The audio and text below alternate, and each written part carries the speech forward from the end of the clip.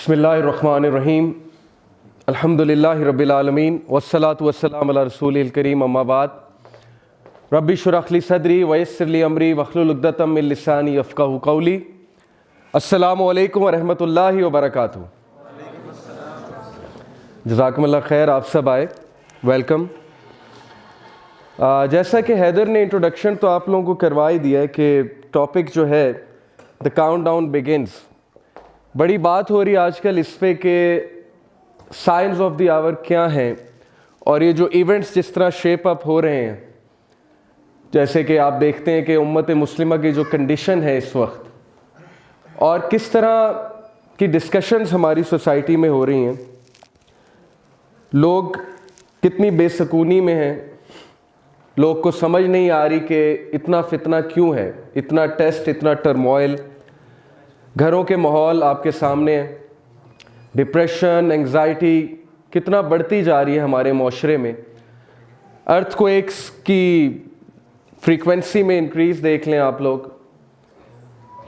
So it all brings us to the point कि क्या ये सारी बातें हदीस में बताई गई हैं, और अगर बताई गई हैं तो उसका मकसद क्या है। असल बात तो ये है ना कि मकसद क्या है। सो वही मकसद इंशाल्लाह आज मैं आप सबके सामने रखूंगा। देखिए, दो ऐसी रियलिटीज हैं दुनिया की जिनको कोई भी डिनाई नहीं कर सकता, नॉट इवन एन एथियस्ट। और वो दो रियलिटीज क्या हैं कि number one, we are mortals, death आएगी, उससे कोई साइंटिस्ट भी इनकार नहीं कर सकता, फिलोसोफर भी इनकार नहीं कर सकता, एथियस्ट भी नहीं कर सकता। And number two, this world is going to end and universe is going to end. जैसे बिग बैंग एक थ्योरी है यूनिवर्स की क्रिएशन की, तो बिग क्रंच भी एक थ्योरी है यूनिवर्स के एंड की, और ये साइंटिस्ट बता रहे हैं, फिजिसिस्ट बता रहे हैं।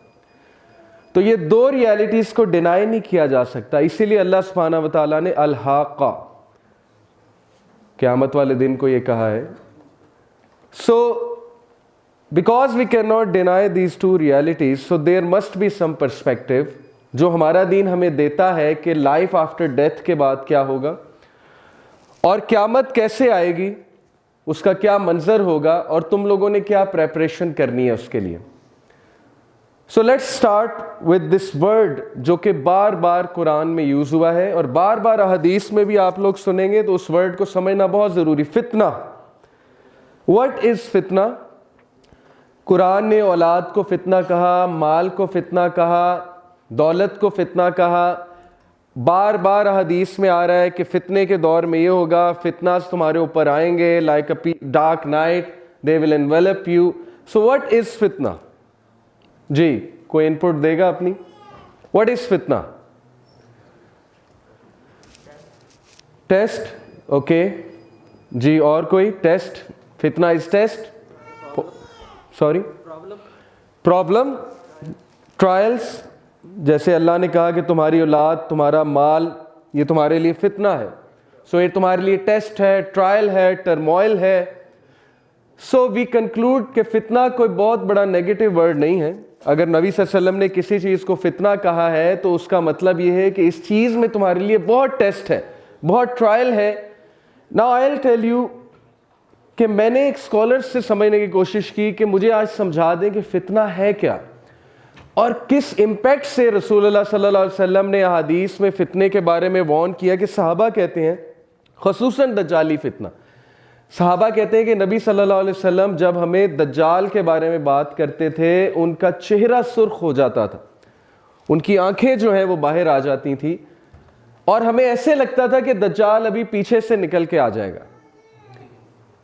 तो जो इम्पैक्ट था, जो एक्सप्रेशंस होते थे उनका फितने की बात करते हुए, तो मैंने उनसे समझना चाहा कि क्यों, आखिर क्या है फितने में, why should we be afraid of फितना।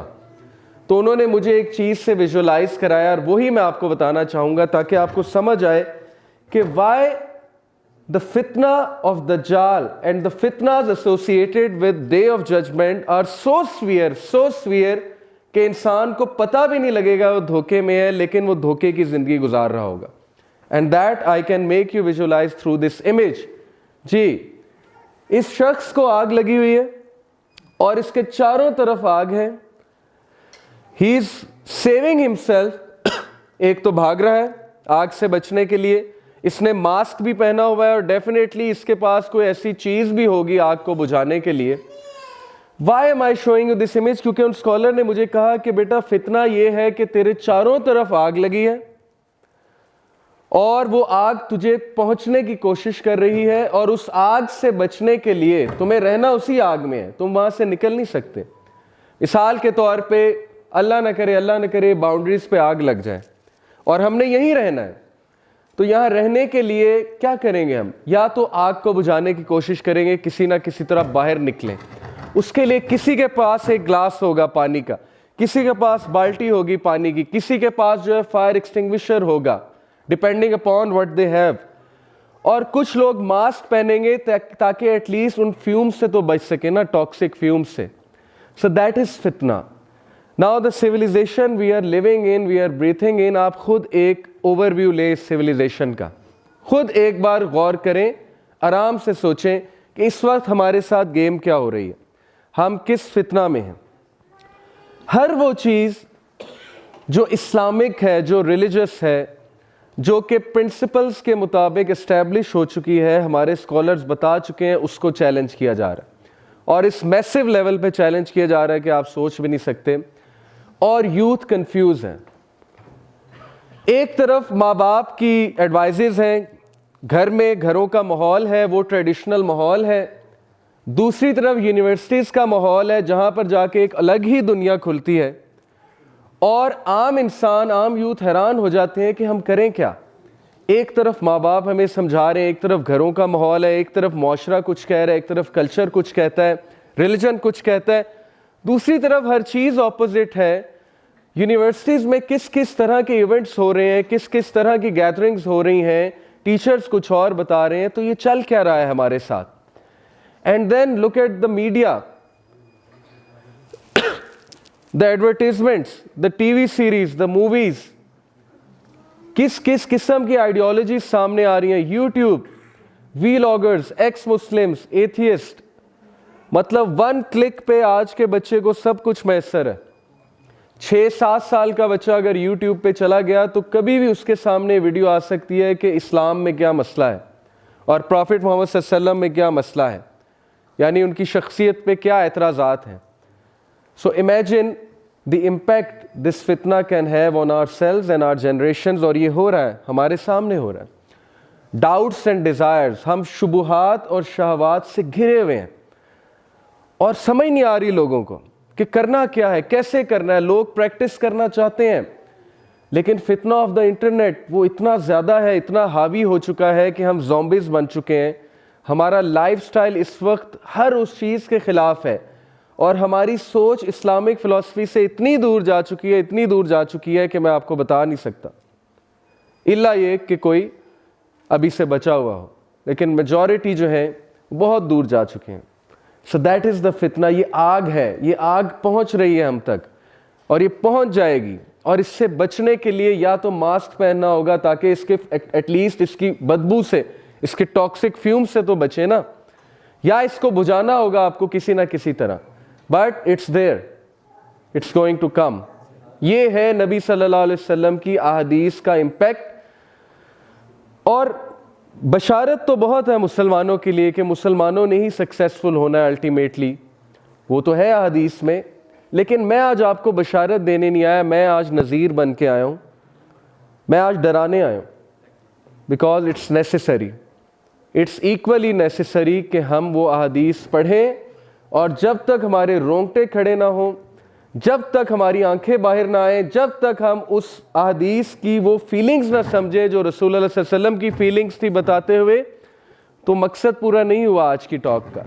दैट्स वाई आज मैं ऐसी अहदीस आपके सामने कोट करूंगा जो या तो आपने कभी सुनी नहीं होंगी या आपको सुन के रोंगटे ज़रूर खड़े होने चाहिए। So let's start. ये कॉन्सेप्ट है एक मैट्रिक्स मूवी का, अगर आप में से किसी ने देखी है तो उसमें मॉर्फियस जो है वो इसको, नियो को एक ब्लू पिल प्रेजेंट करता है, एक रेड पिल प्रेजेंट करता है। तो ब्लू पिल की फिलॉसफी क्या है, ये बड़ा एक पॉपुलर कॉन्सेप्ट है मीडिया में, नॉवेल्स में।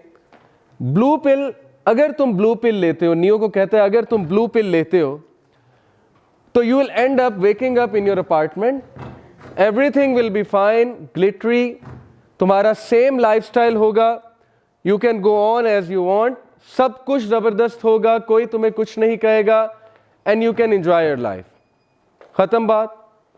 But if you choose red pill तो तुम्हारी आंखें खुलेंगी, तुम्हें सिस्टम के पीछे जो ढांचा है वो नजर आएगा, तुम्हें समझ आएगी कि हमारा सिस्टम वर्क कैसे कर रहा है, and why we are in such a mess, और where actually we are heading towards.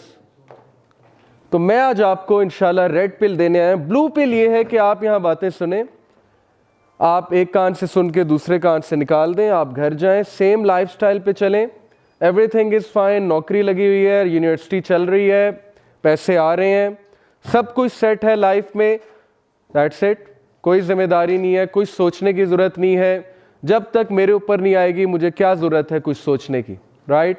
That is the blue pill. But red pill, those are the अहादीस, वो रियलिटीज जो मैं आज आप सबके सामने पेश करना चाहूंगा, ताकि हम लोग को एटलीस्ट इतना तो एहसास हो ना कि हमारा भी कुछ इनपुट होना चाहिए इस सब में। So let's begin with this हदीस। Prophet sallallahu alaihi wasallam once stood over one of the high buildings of Medina and then said to the people, "Do you see what I see?" They said, "No." He said, "I see fitnas, afflictions falling among your houses as raindrops fall."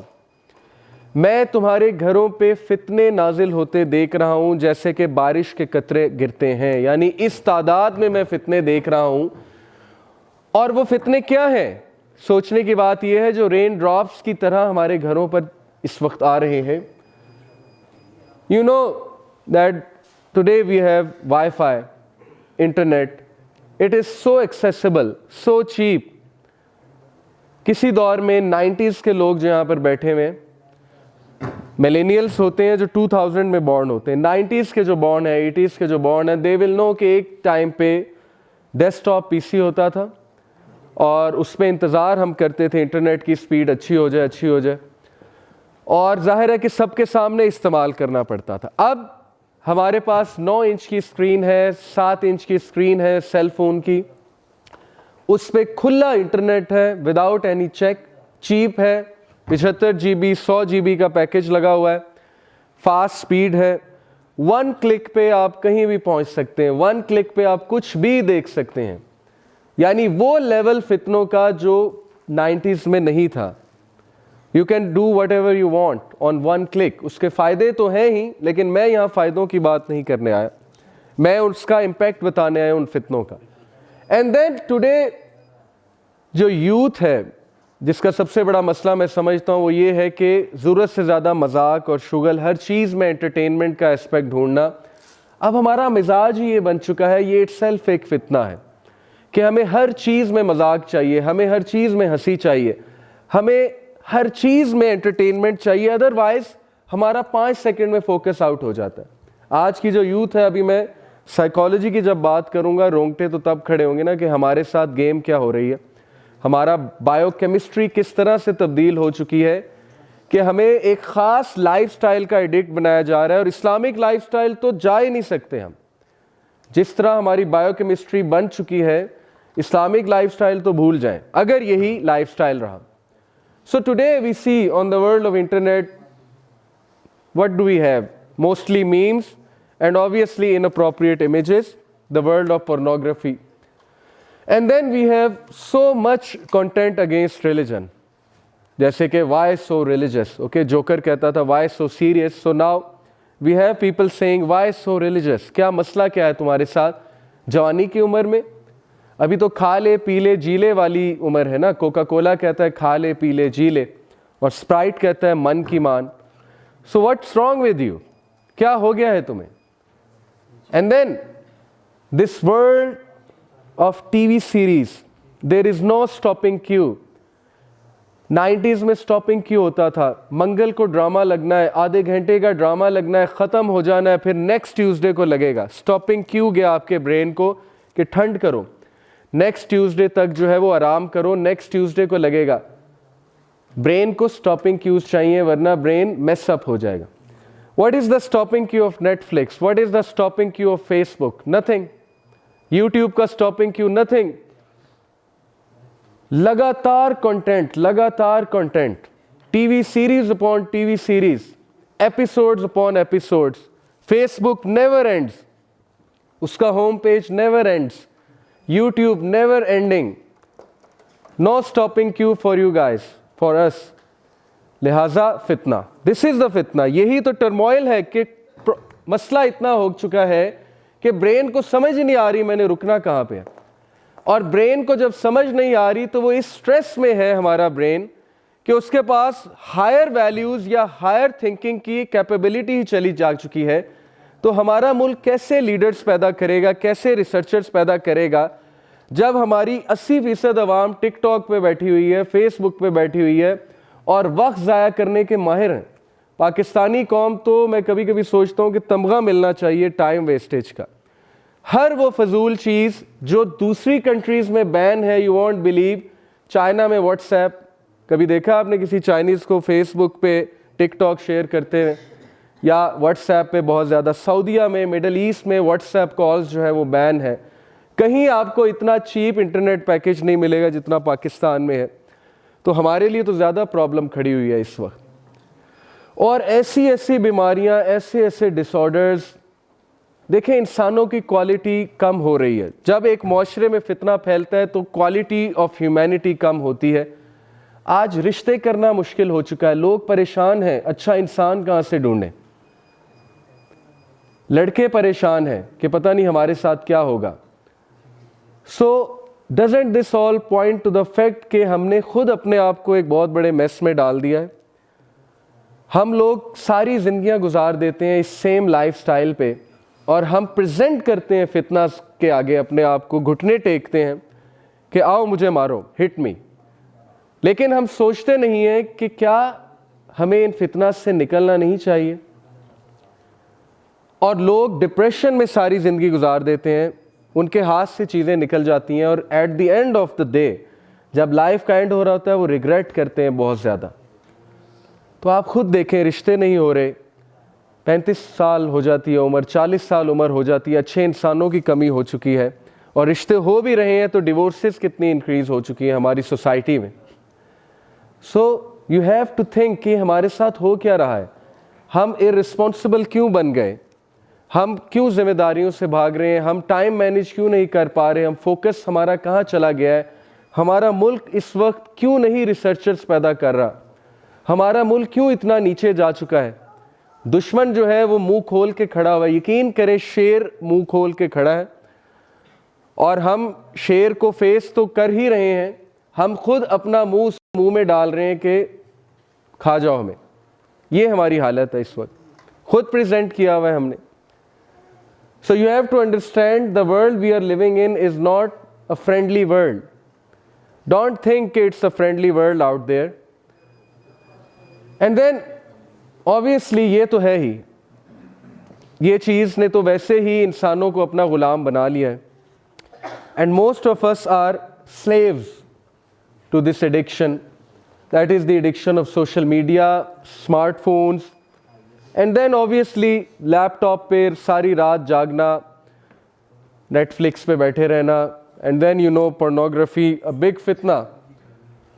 So Prophet ﷺ said, the time is near when the best wealth of a Muslim will be sheep, which he will follow through the peaks of mountains and places of rainfall in order to save his religion from the trials. Time करीब है और time आ चुका है जब इंसान को फितनों से बचने के लिए और सही लाइफस्टाइल पे जाने के लिए माउंटेन्स की तरफ रुख करना पड़ेगा, ऑर्गेनिक लाइफ की तरफ वापस आना पड़ेगा, इनऑर्गेनिक से हट के। यही सोल्यूशन है। जितना सिविलाइजेशन से हम दूर होंगे हम फितनों से बचेंगे। लेकिन जाहिर है कि फिर क्वेश्चन ये रेज होता है कि क्या मतलब, फिर हम पढ़ाई ना करें, फिर हम इंटरनेट ना यूज़ करें, उस तरफ हम आएंगे इंशाल्लाह। लेकिन मेरा आपको ये हदीस दिखाने का मकसद ये है कि इमेजिन जब रसूल अल्लाह कह रहे हैं, दुनिया के सच्चे तरीन इंसान ये कह रहे हैं कि तुम्हें फितनों से बचने के लिए पहाड़ों की तरफ जाना पड़ेगा, तो we have to take it very seriously. असल में मैं इम्पैक्ट डालना चाहता हूँ आप पे इस हदीस के through. Then Prophet ﷺ, look at the prophecy in a Sahih isnad that Huzaifa bin al-Yaman raziyallahu ta'ala anhu said, soon evil will pour down on you from the sky until it reaches Al-Fayafi. It was said, what is Al-Fayafi, O Abu Abdullah? He said, the wilderness.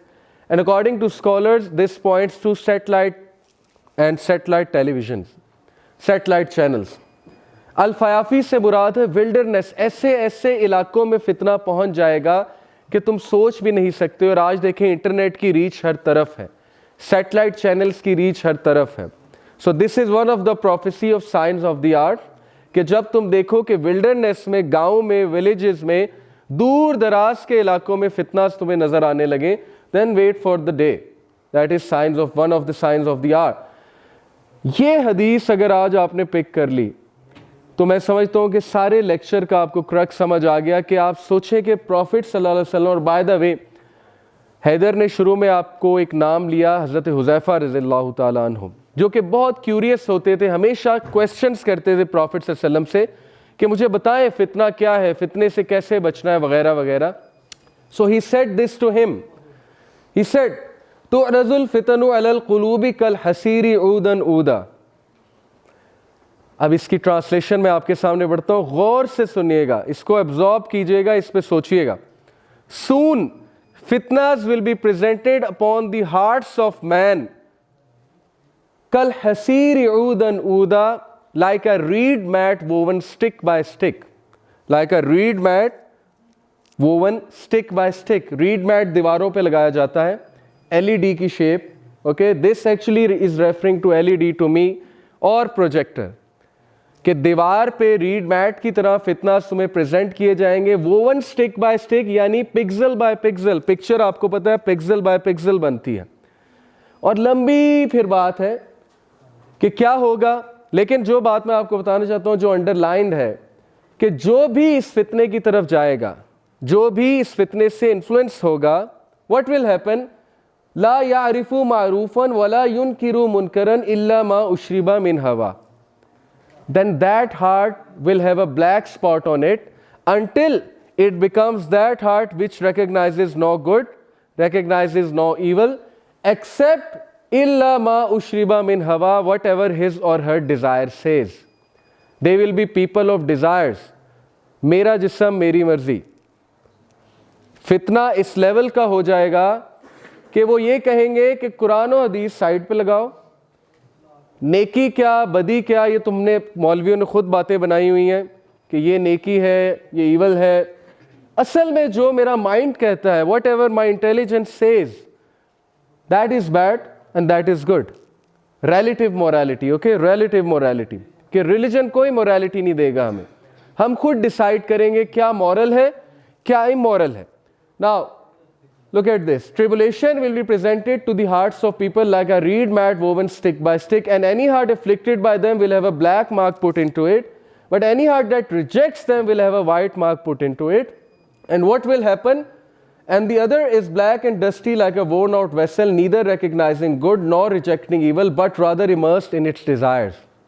Relative morality। और ये हो रहा है कि हम वो लोग जो टीवी पर बैठे हुए हैं, हम उनको नबी मान बैठे हैं, हम उनके व्यूज़ से इतना इन्फ्लुएंस हो चुके हैं, हम वो टीवी सीरीज़ की आइडियोलॉजी, मूवीज़ की आइडियोलॉजी को असल में कुरान समझ बैठे हैं कि अब हम उनसे आइडियोलॉजी ले रहे हैं, उनसे फ़िलासफ़ी ऑफ लाइफ ले रहे हैं, और हम उनसे लेकर इस्लाम को असल में रिजेक्ट कर रहे हैं और रिलेटिव मोरालिटी की तरफ जा रहे हैं। दिस इज़ द फितना।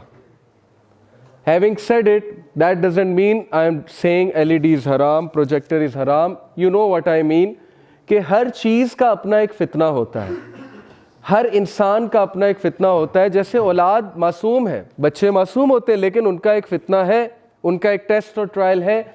इसी तरह LED का फितना असल में जो टीवी चैनल्स का फितना है, जो कि एक आइडियोलॉजी हम पे थोपी जा रही है, जो कि एक व्यू हम पर बम्बार्ड किया जा रहा है, जिसकी वजह से हम इन्फ्लुएंस कुछ इस तरह से हो रहे हैं कि हमारे व्यूज़, हमारी फ़िलासफ़ी वो बनती जा रही है जो बनाना चाहते हैं, कि अल्टीमेटली मसाया आएगा, ओके, द बिग वन, दज्जाल, जिसकी बात आज तो आपसे करेंगे। तो ये लोग इतना एडिक्टेड हो चुके होंगे हमारी सिविलाइजेशन और हमारे वे ऑफ लाइफ पे कि ये दज्जाल को नो नहीं कर सकेंगे। दैट इज एक्चुअली द फितना, कि इन्हें मजबूरन सजदा करना पड़ेगा दज्जाल के आगे, इन्हें मजबूरन उसे मसीहा मानना पड़ेगा कि yes you are the saviour, we are in a mess and you have come to save us, so now save us. That's the plan and that's the फितना। सो मूविंग ऑन, ये reed mat pixel by pixel मैंने दिखाने की कोशिश की कि picture किस तरह से बनती है। It was narrated from Abu Hurairah that the messenger of Allah सल्लल्लाहु अलैहि वसल्लम said, hasten to do good deeds before there emerges fitna like a piece of black night. अच्छे अमाल में तेजी करो इससे पहले कि फितना फैल जाए काली अंधेरी रात की तरह, ब्लैक नाइट की तरह। और काली अंधेरी रात में नजर कुछ नहीं आता। You don't know where you are heading to, you don't know where you are going and you don't know what's happening with you. When a man will be a believer in the morning and a disbeliever in the evening, उसका ईमान इतना fluctuate करेगा doubts की वजह से कि वो सुबह मोमिन होगा, रात को काफिर हो जाएगा। यानी हरकतें ऐसी करेगा जो काफिर वाली हरकतें हैं, नॉन मुस्लिम वाली हरकतें हैं, और vice versa, a disbeliever in the morning and a believer in the evening. बताने का मकसद ये है कि ईमान की फ्लक्चुएशन इस लेवल की होगी उस दौर में कि इंसान को कुछ समझ ही नहीं आएगा, और सुबह तक तो पक्का मोमिन था, रात को उसको डाउट्स आ रहे होंगे बहुत ज़्यादा। यानी that is the fluctuation of ईमान because of the mess he or she will be in, and he will sell his religion for worldly gain. और वो अपने दीन को दुनियावी फ़ायदे के लिए बेच देगा, छोटे से फ़ायदे के लिए दीन को बेच देगा। और ऐसा आज हम देख रहे हैं, लोग पोजीशन के लिए, फेम के लिए, एक बैज के लिए, ओके, रिकग्निशन के लिए, एक्नॉलेजमेंट के लिए दीन को बिल्कुल साइड पे लगा देते हैं। यू वॉन्ट बिलीव के मैं तो चूँकि 7 साल से ओ लेवल्स ए लेवल्स के साथ इंटरेक्ट कर रहा हूँ, पढ़ाता हूँ। यू वॉन्ट बिलीव के बच्चे एक सिंपल बैज के लिए, रिकग्निशन के लिए, एक सर्टिफिकेट के लिए अपना दीन ईमान सब कुछ बेच देते हैं, सब कुछ भूल जाते हैं, सारी रूटीन डिस्टर्ब कर लेते हैं, 2-2 रातें जागते हैं। किस लिए? कॉन्सर्ट कराना है। और रिकग्निशन क्या है? रिकग्निशन सिर्फ एक सर्टिफिकेट आपको मिलेगा, जी आपने कॉन्सर्ट कराया था, और उसके लिए सब कुछ कुर्बान है। जो एनर्जीज असल में सही साइड पे लगनी चाहिए थी, वो सारी की सारी एनर्जीज वो ऑपोजिट साइड पे लग रही हैं, और एंड में मिलता कुछ भी नहीं है। मैं आपको पहले ही बता दूं, जिल्लत ही मिलती है, क्योंकि हमने भी ये काम करके देखे हैं। एंड में रिकग्निशन ज़ीरो है। वो लोग जो मटीरियलिस्टिक रीजंस के लिए आपके साथ अटैच्ड हैं, they are not good friends. तो एंड में मिलता कुछ भी नहीं है ह्यूमिलिएशन के सिवा। So they will sell their religion for a little worldly gain, that is the फितना। Moving on, Abu Hurairah radhiyallahu anhu reported, Allah's Messenger sallallahu alaihi wasallam said, by him in whose hand is my life, the world would not come to an end until a person would pass by a grave, would roll over it and express the desire that he should be in the place of the occupant of that grave, not because of religious reasons but because of this calamity. एक time पे बंदा कब्रिस्तान से गुजरेगा और कहेगा, हाय काश इसकी जगह कब्र में मैं होता। यानी ही or she will wish for death. और इब्ने मसूद रज़ियल्लाहु अन्हु इस पे कमेंट करते हैं, there will come a time when if one of you found death for sale he would purchase it. एक टाइम आने वाला है कि तुम्हें अगर डेथ सेल में मिल रही होगी, तुम परचेज कर लोगे कि आई शुड बाय इट। और ये टाइम आ चुका है। सबसे ज़्यादा डिप्रेशन नंबर 1 जापान, इस लेवल की डिप्रेशन है वहाँ पे, पार्लियामेंट में डिबेट्स हो रही हैं। Just search it out on Google. हम जापान की इकोनॉमी की मिसालें देते हैं, ठीक है देनी चाहिए, उस कौम ने मेहनत की है, लेकिन एक साइड पे मेहनत की है, बट उनकी यूथ, उनके चिल्ड्रन सबसे ज़्यादा डिप्रेस्ड हैं। And then Chinese, look at the Chinese. China में एक ब्रिज है जहाँ पे बारियाँ लगती हैं खुदकुशी करने की। पीपल आर परचेजिंग डेथ कि आई वॉन्ट टू डाई, अब मेरी बारी है। And then in Pakistan we see university students कितने स्ट्रेस में है, कितने प्रॉब्लम्स में है, किस किस तरह के डिसऑर्डर्स आ चुके हैं जो आपने कभी सुने भी नहीं होंगे 10 साल पहले। Obsessive compulsive disorder, bipolar mania disorder, okay, anxiety disorders, phobic disorders, किस किस तरह के डिसऑर्डर्स हैं। और बच्चों में 13-14 साल के बच्चे में, you won't believe it, this is the world we have created, कि हर बंदा मेंटल डिसऑर्डर का शिकार हो जाए। And this is actually what इब्लीस सेड टू अल्लाह। मज़े की बात है कि अगर हम सोचें इब्लीस ने क्या कहा था अल्लाह को, इब्लीस ने कहा था कि मैं इनमें से एक को भी नहीं छोड़ूंगा, और जब तक इन लोग को या तो बर्बाद नहीं कर दूं या इनको अपने साथ नहीं ले जाऊंगा तो मैं पीछे नहीं हटने वाला। अब अल्लाह ने हमें बताया हुआ है, 3-4 जगह कुरान में बताया हुआ है, लेकिन हमने उसको सीरियस नहीं लिया। हम समझते हैं सब अच्छा है, all is good, all is well, as long as मैं प्रॉब्लम में नहीं हूँ, ऑल इज़ वेल, सब कुछ ठीक जा रहा है। जब तक मेरी लाइफ चिल में है, the world is in chill. And then Prophet ﷺ said, ahead of the hour, people will greet with salutation only those whom they know, and there will be widespread trade to the extent that a woman will help her husband in trading. इसका यह मतलब नहीं है कि औरतें business नहीं कर सकती, ये सिर्फ एक साइन है। It is one of the science of the art. जैसे ऊंची इमारतें बनाना वन ऑफ द साइंस है, बट दैट डजंट मीन ऊंची इमारतें बनाना हराम है।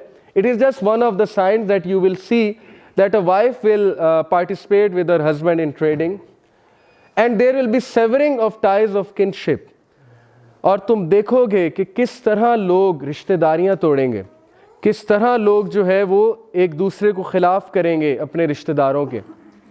और ये हो रहा है हमारे माशरे में जिस लेवल पे हो रहा है। इट्स नॉट अ कोइंसिडेंस कि आपका चाचा और आपकी फुप्पी जो है वो नेगेटिव होते हैं और आपकी खाला और आपके मामू जो है वो बड़े अच्छे होते हैं। ये कोइंसिडेंस नहीं है, ओके, माजरत के साथ। और सेम मेल साइड पे भी ऐसे होता है कि कभी कभी खालाओं को और मामुओं को विलन बनाया जाता है और चाचाओं को और फुप्पों को जो है वो बड़ा ज़बरदस्त बनाया जाता है। ये हमारा माशरा है, this is how it is. और बाकायदा रिश्तेदारियाँ तोड़ी जाती हैं। और मैं आपको अपने एक्सपीरियंस से बता रहा हूँ कि एंग्जाइटी की बहुत बड़ी वजह वो savouring the ties of kinship है। बहुत से लोग शिकायत करते हैं मुझे एंग्जाइटी होती है, मुझे डिप्रेशन होती है, लेकिन वो ये नहीं देखते कि असल में वो कर क्या रहे हैं। जब आप रिश्तेदारियां तोड़ेंगे, जब आप लोगों से बुरा सलूक करेंगे, जब आप लोगों के साथ ज़्यादतियां करेंगे, तो क्यों नहीं एंग्जाइटी आएगी, क्यों नहीं डिप्रेशन आएगी। तो मेरी तो सिंपल सी फिलॉसफी है कि yes, it could be a mental disorder which is to be treated psychologically, but हम अपनी लाइफ्स को भी ज़रा ऑब्जर्व करें कि कहीं हम रिश्तेदारियां तो नहीं तोड़ रहे, कहीं हम बहुत नेगेटिव तो नहीं हो गए किसी के बारे में। प्रॉफिट सल्लल्लाहु अलैहि वसल्लम ने कहा कि जो शख्स रिश्तेदारियां तोड़ता है जन्नत की खुशबू भी नहीं सूंघेगा। बहुत स्वीयर वार्निंग है हदीस में। तो टूटी हुई रिश्तेदारियों को जोड़ना ये इस्लाम में से है। Anyway, one of the sign is severing the ties of kinship, false testimony, झूठी गवाही। और इस लेवल की झूठी गवाही गवर्नमेंट्स झूठी गवाहियां देंगी, मैसिव लेवल पे झूठी गवाहियां इस वक्त चल रही हैं, हमें तो कुछ पता ही नहीं। इराक वॉर किस बेसिस पे थी? फॉल्स टेस्टिमनी पे। कितने लोगों ने, उनके ऑफिसर्स ने गवाही दी कि weapons of mass destruction Iraq में पड़े हुए, चलो अब हमला करें। और हमला करके 10 लाख लोगों को उन्होंने मार दिया, जिनमें पता नहीं कितने बच्चे थे। और आज they said sorry, we were wrong, Tony Blair said sorry, George W Bush said sorry, and that's it. मुसलमान मारा गया, सो व्हाट, मुसलमान का खून तो मैटर ही नहीं करता। सो इस लेवल पे झूठी गवाहियाँ, पार्लियामेंट में झूठी गवाहियाँ, इंटरनेशनल कोर्ट ऑफ जस्टिस में झूठी गवाहियाँ, गवर्नमेंट लेवल पे झूठी गवाहियाँ, उन झूठी गवाहियों की बेसिस पे वॉर प्लान करना, वॉर करके लोगों को बदनाम करना, लोगों को मारना।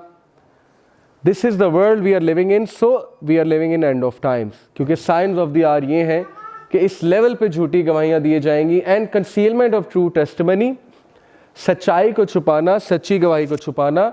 And wide spread literacy, yes, wide spread literacy, यानी कि people will be literate, people will be educated, people will be well informed. This points to internet, क्योंकि हर एक के पास आज इंटरनेट है। इंटरनेट पे गूगल से, यूट्यूब से वो कुछ भी सीख सकता है। So that's why literacy is spreading at a vast rate, क्योंकि यूट्यूब पे आपको सब कुछ मिल जाएगा। And that is, we can take it in a positive way, but it is one of the signs of the hour that there will be widespread literacy. Among the signs of the hour is that wealth and trade will become abundant. So you know today is the age of entrepreneurship. Entrepreneurs उठ रहे हैं, wealth abundant हो रही है. किसी दौर में इस तरह बात नहीं होती थी कि दुनिया का अमीर तरीन इंसान कौन है, टॉप 10 रिचेस्ट पीपल कौन है. आज बच्चे को पता है. मैंने एक जगह लेक्चर दिया स्कूल में, मैंने उससे पूछा, क्लास से पूछा कि टॉप 5 रिचेस्ट पीपल कौन है. छोटे से बच्चे ने, क्लास 4 के बच्चे ने मुझे सबके नाम बताए, और सिर्फ नाम नहीं बताए, उसने दौलत भी गिनाई. उसने कहा जेफ बॉसन उसकी ये वर्थ है, बिल गेट्स की ये वर्थ है. उसी बच्चे से मैंने पूछा टॉप 5 सहाबा के नाम बता दो, तो उसको 2 के अलावा नाम नहीं आए. Okay, this is the world we are living in, because world इस तरह से डिज़ाइन हो चुका है ना कि पैसा ही असल में हर चीज़ बन चुकी है. तो हम सबको पैसों वालों का तो पता है, लेकिन हम सबको उस शख्स का नहीं पता जिसने बहुत सी कुर्बानियाँ दी दीन के लिए, जो कि हमारे सहाबा थे. इंशाल्लाह उस पर भी मैं बात आपसे करूँगा. But anyway, wealth and trade will become abundant. Ignorance will prevail. A man will try to conduct a transaction but will say no, not until I obtain permission from the merchant of such and such tribe, and you will look among a great tribe for someone who can write and not find anyone. ये इतनी ज़बरदस्त prophecy है हमारे नबी सल्लल्लाहु अलैहि वसल्लम की. एक तो ये बिटकॉइन की तरफ रेफ़र कर रही है, इस पर आप थोड़ा सा सोचिएगा कि ट्रांजैक्शन लिखने वाला नहीं मिलेगा. ओके, ट्रांजैक्शन लिखने वाला नहीं मिलेगा. This points to the fact कि डाटा साइंसेस का वर्ल्ड है आज. हर चीज़ शिफ्ट होती जा रही है कंप्यूटर की तरफ, स्मार्टफोन्स की तरफ. अब राइटिंग जो है वो ख़त्म होती जा रही है, हर चीज़ दर्ज है, फाइल सिस्टम ख़त्म होता जा रहा है. पहले बड़े बड़े लॉकर्स होते थे ऑफिसेज में, वहाँ फाइल्स पड़ी होती थी. अब आहिस्ता आहिस्ता हर चीज़ छोटी सी टैबलेट में आ रही है. 1 टेराबाइट हार्ड डिस्क है, उसमें मैसिव डाटा पड़ा हुआ है. So yes, people will search for someone who can write but they will not find anyone. And what about this? Wall street monopoly है उन लोगों की कि छोटे मर्चेंट्स तब तक चीज़ नहीं बेच सकते, तब तक प्राइस नहीं बढ़ा सकते जब तक बड़े मर्चेंट्स यस ना कर दें. हर चीज़ कंट्रोल हो रही है. ओग्रा पेट्रोलियम की प्राइसेस को कंट्रोल कर रहा है, और सब कुछ वो डायरेक्ट करते हैं हमें. हर चीज़ उन्होंने अपने हाथ में ली हुई है कि जब तक हमारी तरफ से यस नहीं आएगा आप चीज़ों की प्राइस नहीं बढ़ा सकते. दैट इज़ द फितना. So this hadith, one of the scholar, he said, they may be understood as meaning that prominent businessmen who may have capital or are agents appointed to import or export certain products may have control over the market and will control prices, so that the smaller businessmen will not be able to dispose of their goods except with their permission. तो ये उनकी एक राय है, लेकिन अगर आप इसको थोड़े से बड़े पर्सपेक्टिव में सोचेंगे आप भी उस जगह पहुंच जाएंगे. ये मैं I leave it to you that how you have to think about it. This is what I want कि आप लोग खुद अहादीस की बुक की तरफ जाएं, सही अल बुखारी की किताबुल फितन निकालें, मिशकात की किताबुल फितन निकालें, पढ़ें अहादीस को, और फिर सोचें कि इन अहादीस को किस तरह आज रिलेट किया जा सकता है. मिसाल, और स्कॉलर्स की मदद लेके, मिसाल के तौर पे आर्टिफिशियल इंटेलिजेंस जिस लेवल पे पहुंच चुकी है, इस पर ज़रा सर्च आउट करें कि क्या होने क्या वाला है इंसानियत के साथ. Machines are going to rule the world.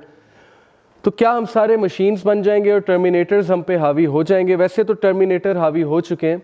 Smartphone को मैं टर्मिनेटर ही समझता हूँ. Who have actually terminated our humanity and who are actually converting us to machines as well. Okay, zombies, insensitive people who have a very myopic vision, छोटा सा vision है. उनकी बस यही सोच है कि खा ले पी ले जी ले, और किसी का उन्होंने नहीं सोचना. और यू कैन टेस्ट इट. आप ये बच्चों से पूछ लें, OA लेवल्स के बच्चों से, कि बेटा तुम्हारी अम्मी या अब्बू कौन सी मेडिसिन खाते हैं. अगर खाते हैं, उनमें से शायद चंद एक को पता, क्योंकि ना कभी खिलाई है ना कभी ला के दी है. क्योंकि विजन यही है ना कि बस माँ नौकरानी है, बाप ATM की मशीन है. असल में तो यही हो रहा है, और ये भी क़यामत के साइंस हैं. अभी आगे आ रहा है कि जब स्लेव गर्ल अपने आका को, when the slave woman will give birth to her master then wait for the hour. क्या मतलब है कि औरत जो है वो नौकरानी होगी और वो अपने आका को जन्म देगी. और ये हम आज देख रहे हैं कि औलाद ने अपने माँ बाप को सिर्फ और सिर्फ यही समझ लिया है कि ये पैसे देने की मशीन है, और ये जो माँ है ये बस मेरी खिदमत करने की मशीन है। That's the vision. अभी आगे आ रहा है। ओके, दिस हदीस इज सो आई ओपनिंग। मुअत्ता इमाम मालिक की सही हदीस है, आप लोग दंग रह जाएंगे। और this is enough to prove, these हदीस are actually enough to prove कि रसूलुल्लाह सल्लल्लाहु अलैहि वसल्लम सच्चे नबी थे। और ये हम कोट करनी चाहिए हमें कि हमें बताएं कि ये पेशन गोइयाँ उन्होंने कैसे कर दी, उन्हें कौन बता रहा था कि ये होने वाला है। इट्स अ लॉन्ग हदीस, इसका मैं कॉन्टेक्स्ट आपको बता देता हूँ। नबी सल्लल्लाहु अलैहि वसल्लम ने कहा कि क़यामत नहीं इस्टेब्लिश होगी जब तक कि मेरी उम्मत के कुछ लोग शराब को किसी दूसरे नाम से नहीं पुकारेंगे, यानी कि शराब पिएंगे लेकिन वो तावील करेंगे कि नहीं नहीं नहीं एक्चुअली शराब नहीं है, ये कुछ और है। और आज ऐसा हो रहा है। But this is the striking thing, व युज़रबु अला रूसिहिमुल माज़िफ। What does it mean? And on their heads will be musical instruments. तुम लोग को देखोगे कि उन्होंने अपने सरों पे म्यूजिकल इंस्ट्रूमेंट्स लगाए होंगे। And today we see this, okay, headphones, और ये बड़ा ट्रेंड बन चुका है। अगेन आप हेडफोन्स पे तिलावत भी सुन सकते हैं, बट प्रॉफिट सल्लल्लाहु अलैहि वसल्लम ने जब ये बात बताई तो it actually is referring to the fact कि जब ये चीज़ बहुत आम हो जाएगी तो फिर it is one of the science of the art. Musical instrument उठाए होंगे लोगों ने अपने सरों पे। And it could mean another thing कि लोग स्पीकर उठा उठा के सुना करेंगे। And yes, it can definitely mean this. So one of the science of art. Next we have Abu Sa'id al-Khudri narrated that the Messenger of Allah sallallahu alaihi wasallam said, "By the one in whose hand is my soul, the hour will not be established until predators speak to people, and until the tip of a man's whip and the straps on his sandal shoes speak to him."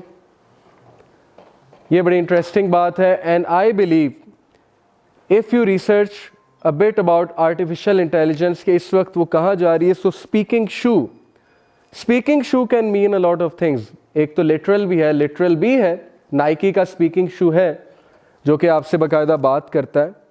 आप headphones लगाते हैं, headphones में it actually talks to you, it tells you आपने इतने कदम ले लिए। ये तो पुरानी इन्वेंशन है, 2006 की इन्वेंशन है। Talking shoe can mean another thing. Talking shoe से मुराद है, देखें शू क्या कराता है हमें, शू हमें ट्रैवल कराता है। When I am walking with shoe, so shoe could be something that makes us travel. Now it could be car as well, because उस दौर में cars नहीं थी। And today in cars we have GPS system, we have Google Earth, and Google Earth is actually talking to us कि इधर turn लो, अब इस road पे टर्न करो। Okay, so yes, it could be that as well. And predators will speak to people. Predators actually means wild animals. They will speak to people. Yes, animated movies में they are speaking to us. Today we see animated movies हैं जिनमें जानवर भी बात कर रहे हैं। ये तो एक इंटरप्रिटेशन है। ये जो इंटरप्रिटेशंस हम कर रहे हैं ये ज़रूरी नहीं यही हो। Okay, I am just giving you a perspective, giving you a view. Predators would speak to people, could be literal that yes one day you may see a dog talking to you, you may see a technology कि आपसे वो बात करे। And it also means something else. Predator एक 2000s में एक word आया, you know, sexual predators, those who hunt for the children online, these predators who hunt for victims, ये प्रेडेटर्स हैं, ऑनलाइन प्रेडेटर्स इन्हें कहते हैं। They will speak to people, they will become common, they will hunt for people, okay, amongst the people. इसका ये मतलब भी हो सकता है कि predators will speak to people and his thigh informs him of what occurred with his family after he left. उसकी Thai उसे बताएगी, और सेल फोन हम थाई में रखते हैं, उसकी थाई उसे बताएगी कि आपकी फैमिली के क्या हाल अहवाल है when you left the home. And it could also mean that most of the people they place laptops on their thighs. So yes, it could mean that as well. So his thigh will tell him what happened with his family when he left. Can you believe it? कि रसूलुल्लाह सल्लल्लाहु अलैहि वसल्लम ने किस level पे किस तरह की प्रोफेसीज हमें दी, हमने कभी गौर ही नहीं किया कि साइंस ऑफ द आर ये हैं। और today we are witnessing all such things. जहाँ तक इसकी बात है, the tip of a man's whip will speak to him. Tip of a man's whip से मुराद कुछ स्कॉलर्स ने टेलीफोन्स लिए, 90s के जो टेलीफोन्स होते थे, it was like a whip, वो जो वायर थी वो विप की तरह थी, हंटर की तरह थी, और उसके टिप पे जो है वो माइक्रोफोन था और हेडफोन था, तो it use to speak to him. So it could be that, और it could be something related to artificial intelligence. ये आप लोग खुद सर्च करें. But my point of telling you is के we are heading towards that age जब रसूलुल्लाह सल्लल्लाहु अलैहि वसल्लम ने कहा कि time will be very near, and we are actually on that, in that phase. Sorry. When my nation does 15 practices, calamity befalls it. It was asked, and what are they, Ya Rasulullah sallallahu alaihi wasallam? जब मेरी उम्मत 15 चीज़ें practice करेगी तो फिर उन पे calamity आएगी, उन पे फितना आएगा, उन पे प्रॉब्लम्स आएंगी. वो बहुत लंबी लिस्ट है, लेकिन मैंने जो रेलेवेंट लिस्ट है वो निकाली है. इसमें ज़कात ना देना है, इसमें झूठी गवाही ना देना है, वो मैं आपको पहले बता चुका हूँ. When a man obeys his wife but disobeys his mother, when a man treats his friend well but is harsh and distant with his father, subhanallah. यानी बाप बात करे तो गुस्सा चढ़े, फ्रेंड बात करे तो बहुत खुशी से जवाब दें, बाप सिर्फ ये पूछ ले कि बेटा आज क्या किया, क्या हाल है, तो उस पर गुस्सा चढ़ने लगे. बाप ड्राइविंग के दौरान सीट पे बैठ जाए, वैसे कुछ क्वेश्चंस करने लग जाए या कुछ समझाने लग जाए तो गुस्से से चेहरा लाल हो जाए और बाप को गुस्से से जवाब दिया जाए. लेकिन कोई दोस्त साथ बैठा है तो फिर चेहरा खिला हुआ है और बड़ा मज़ा आ रहा है, बहुत शुगर लग रहा है. So we are seeing all these things today. और याद रखें कि ये बात बार बार मैं कहता हूँ कि एक फॉर्मूला है लाइफ का, और ये मैंने खुद विटनेस किया है कि the quickest way to destroy yourself is to start misbehaving with your mother. जिस औलाद ने माँ से बदतमीजी शुरू कर दी, then he or she should count her days or his days. फिर वो बस डेज को काउंट करे कि कब तबाही आती है मेरे ऊपर. और ये लाइफ का एक फॉर्मूला है. And same goes for father as well, कि जब फादर की बातों पे गुस्सा चढ़ने लगे और हम उनको टाइम भी ना दें, देखें ना कितना गैप है, कल्चरल गैप है. उनको स्मार्टफोन यूज़ नहीं करना आता, उनको विंडो इंस्टॉल नहीं करनी आती, उनको लैपटॉप यूज़ नहीं करना आता. तो हम दोस्त की विंडो इंस्टॉल करने तो रात को 2 बजे भी पहुंच जाएं, लेकिन वालिद मोहतरम अगर वैसे ही कह दें कि बेटा ज़रा मुझे भी कुछ सिखा दो, तो हमें गुस्सा चढ़ने लगे और वो हमारे गुस्से को फील करें और सोचें कि उनका कितना दिल दुखता होगा कि ये क्यों मुझसे ऐसे बात करता है, मैंने आखिर इसको कह क्या दिया है, मैंने आखिर इससे क्या इसका बिगाड़ क्या दिया है. So that is one of the science of the hour that a man will treat his friend well but is harsh and distant with his father. When female singers will be used, one of the science of the hour. इस पर कोई मुझे बताने की ज़रूरत नहीं है, आप देख लें, हॉलीवुड में देख लें, बॉलीवुड में देख लें, यहाँ पर देख लें. When musical instruments become wide spread, musical instruments बहुत वाइड स्प्रेड हो जाएंगे, यहाँ तक कि खबरनामे में भी म्यूज़िकल इंस्ट्रूमेंट्स यूज़ होंगे. आज हम बच ही नहीं सकते. खबरनामे में म्यूज़िकल इंस्ट्रूमेंट्स हैं, डॉक्यूमेंट्री में म्यूज़िकल इंस्ट्रूमेंट्स हैं, ड्रामे में म्यूज़िकल इंस्ट्रूमेंट्स हैं, एक सिंपल सी सरमनी करनी हो उसमें म्यूज़िकल इंस्ट्रूमेंट्स हैं. तब तक वो सरमनी कहलाने के लायक ही नहीं जब तक उसमें कोई फीमेल सिंगर ना आ जाए, मेल सिंगर ना आ जाए, कोई गाना ना गा दे, कोई म्यूज़िकल इंस्ट्रूमेंट्स ना यूज़ हो जाए. So that is one of the signs of the hour, and this also means that concerts will be widespread. Musical instruments will be widespread से क्या मुराद है? Concerts होंगे बहुत बड़े बड़े, मैसिव लेवल के concerts होंगे, 8-8 लाख की आवाम जाएगी उन concerts को सुनने के लिए. उनके टिकट $500 से तो टिकट स्टार्ट होता है कॉन्सर्ट का, आम से कॉन्सर्ट का टिकट $500 से स्टार्ट हो रहा है, लेकिन आवाम देगी. अभी आप देख लें, आप आतिफ असलम का कॉन्सर्ट करा दें, किसी और का करा दें, लोग 3000 भी टिकट होगा निकाल लेंगे, कहीं से भी निकाल लेंगे. वो कहाँ से आएंगे ये छोड़ें, लेकिन बस आ जाएंगे. So that is the priority and that is one of the science of the hour. There will come a time when a man will be given the choice. इस हदीस को बहुत गौर से समझिएगा, ये हदीस हमारा एंटीडोट है. सब लोग जहाँ पर बैठे हुए हैं ये उनका एंटीडोट है आज के दौर में. अगर आपने दीन प्रैक्टिस करना है, so this is the way. There will come a time when a man will be given the choice between being labelled incompetent and committing immorality. Whoever lives until that time should choose incompetence over immorality. एक time आएगा कि तुम्हें immoral होना और incompetent होना, इसमें choice दी जाएगी। क्या मतलब है? आज आप देख लें, जो बंदा दीन पे चलता है उसको क्या कहा जाता है? इनकॉम्पिटेंट है, ये बैकवर्ड है, ये जाहिल है, इसको कुछ नहीं पता, ये दुनिया से कट ऑफ है, ये मुल्ला है, ये टेररिस्ट है, ये बॉम्ब ब्लास्ट करेगा, ये सुसाइड अटैक करेगा, वगैरह वगैरह, ये डम्ब है, इनको कुछ सोचना समझना नहीं आता, इनको बात करनी नहीं आती, इनमें इंटेलिजेंस कोई नहीं है। सो रसूलुल्लाह सल्लल्लाहु अलैहि वसल्लम सेड कि ये ताने सुन लेना, ये ताने बर्दाश्त कर लेना, लेकिन दूसरी लाइफस्टाइल की तरफ मत जाना। ये हमारे नबी की नसीहत है। और आज ऐसा होता है, when we go to universities, हमें वहाँ ताने सुनने पड़ते हैं। जो सिस्टर्स हिजाब शुरू करती हैं उनको ताना सुनना पड़ता है, फैमिली का अलग से, उस्ताद का अलग से, तरह तरह की नज़रों से देखा जाता है, उसे जज किया जाता है। और जो लड़का दाढ़ी रखने की कोशिश करे, नमाजें पढ़ने की कोशिश करे, मोरालिटी की बात करने की कोशिश करे अपनी क्लासरूम में, दाढ़ी तो अलग लेवल है ना, वो तो लेवल ही बहुत हाई है, सिंपल मोरालिटी की बात करने की कोशिश करे कि यार ये चीज़ गलत है, देन सी कि उसके साथ क्या होगा, उसके दोस्त उसका क्या हशर करेंगे, उसको किस किस तरह के अलकाबात से जो है बुलाएंगे। सो द एडवाइस ऑफ रसूलुल्लाह सल्लल्लाहु अलैहि वसल्लम, जो कि सबसे ज़्यादा सिंसेर तरीन इंसान थे हमारे साथ, उनकी एडवाइस ये है कि choose being called competent, incompetent, but do not choose the way of immorality. बर्दाश्त कर लेना, और अल्लाह तुम्हें उसका बड़ा अजर देगा बर्दाश्त करने का। और मैं ये बताता चलूँ उन लोगों को जो ताने सुनते हैं, ताने बर्दाश्त करते हैं, कि आप लोग के लिए खुशखबरी है, ग्लैड टाइडिंग है आप लोग के लिए।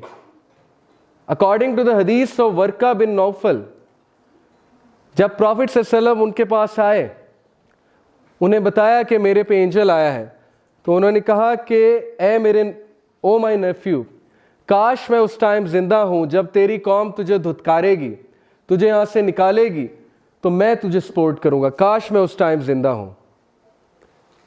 तो क्या खुशखबरी है वर्का बिन नौफल की हदीस में हम सब के लिए, आपके लिए, जिनको ताने पड़ते हैं, जिनको तरह तरह के अलकाबात से बुलाया जाता है, जो डिफ़िकल्टी फेस कर रहे हैं इस्लाम पे चलते हुए, उनके लिए खुशखबरी ये है कि जिस तरह नबियों को दुख दिया गया, उसी तरह तुम्हें भी दुख दिया जाएगा। क्योंकि नबी अल्लाह के सबसे पसंदीदा बंदे थे, हक की बात करते थे, सच की लड़ाई लड़ते थे, और उन्हें दुख दिया गया, उन्हें तंग किया गया, उन्हें ताने दिए गए, और फैमिली वालों की तरफ से दिए गए। तो तुम तो नबियों की सफ में हो, क्योंकि तुम भी सेम ट्रीटमेंट बियर कर रहे हो। तो ये तुम्हारे लिए खुशखबरी है, असल में तुम्हारे लिए बशारत है कि तुम्हें भी दुख दिया जा रहा है। और किस लिए दिया जा रहा है? क्योंकि तुमने कहा है ला इलाहा इल्लल्लाह, कि मैं अगर सर झुकाऊंगा तो अल्लाह के आगे झुकाऊंगा, अगर मैं मानूंगा तो अल्लाह की मानूंगा। सो that is a good tidying for all of you. और आज का जो दौर है, when everything is grey, her cheese grey है, ओके, ब्लैक एंड वाइट वाला दौर, जब ब्लैक बड़ा एविडेंट था, वाइट बड़ा एविडेंट था, हम सबको पता था ये बुराई है, ये अच्छाई है। आज ग्रे एरियाज बहुत ज़्यादा हैं।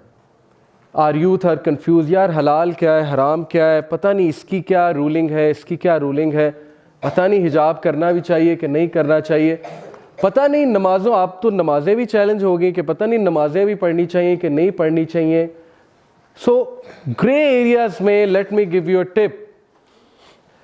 If you want to be safe in this world full of gray areas, then be the one like Siddiq Akbar. आप सिद्दीक़ अकबर के लेवल तक तो शायद नहीं जा सकते, अबू बकर सिद्दीक़ रज़ियल्लाहु अन्हु के लेवल पे, लेकिन आप उनको इस हद तक तो एमुलेट कर सकते हैं ना। अबू जहल आया सिद्दीक़ अकबर रज़ियल्लाहु अन्हु के पास, उसने कहा कि व्हाट इफ़ मैं तुम्हें बताऊं कि एक शख्स घोड़े पे बैठ के एक रात में मक्का से जेरूसलम चला गया है, तो तुम क्या कहोगे? तो अबू बकर सिद्दीक ने कहा कौन है वो शख्स? तो अबू जहल ने कहा your friend, your companion Muhammad सल्लल्लाहु अलैहि वसल्लम। तो अबू बकर ने कहा बिल्कुल सच है, without saying anything he said 100% true. So if you want to be Siddiq Akbar or at least reach that level, then stand up and say कि बिल्कुल सच है। समझ आए या ना आए, मेरे नबी की हदीस आ गई, कुरान की आयत आ गई, मैं गवाही देता हूँ, I will stand, I will support it, I will protect it, I will actually argue कि ये बिल्कुल सच बात है, बिल्कुल हक बात है। और याद रखें कि ऐसे लोग, सूरह यासीन में एक ऐसे शख्स का तस्करा है जिसने कुछ नहीं किया। All he said was कि O my nation follow the prophets who say the truth, that's all he said. उसकी नेशन ने उसे कत्ल कर दिया, मार दिया, और अल्लाह ने कहा क़ील उदख़ुलिल जन्नह, उस बंदे को मैंने जन्नत में दाखिल किया। और जन्नत में दाखिल होते ही उसने कहा कि हाय मेरे अल्लाह ने मुझे छोटी सी बात पे कितना बड़ा रिवॉर्ड दे दिया, छोटी सी बात थी। ऑल ही सेड इज कि prophets are truthful. So you guys अपने क्लासरूम में, अपने मोहल्लों में, अपनी फैमिलीज में, कहीं भी, सोशल मीडिया पे, wherever you have the opportunity, you don't need to argue, लंबे चौड़े आर्गूमेंट्स नहीं देने। All you need to say is के प्रॉफिट्स वर ट्रूथफुल और प्रॉफिट सल्लल्लाहु इज ट्रूथफुल। और मैं गवाही देता हूं कि अल्लाह के नबी सच्चे हैं और अल्लाह के नबी की सारी बातें सच्ची हैं। That's all you need to do.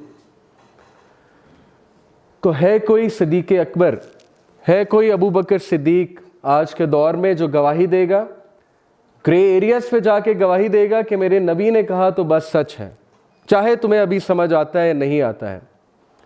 और है कोई मुसअब बिन उमैर, द यंग सहाबी, जिनका परफ्यूम बहुत मशहूर था, जिनके कपड़े बहुत मशहूर थे, जो ब्रांडेड क्लोथ्स पहनते थे उस दौर के। और जंग ओहद में जब वो शहीद हुए तो सहाबा रो रहे थे उनकी हालत देख के कि उनको कफन मैसर नहीं था पूरा।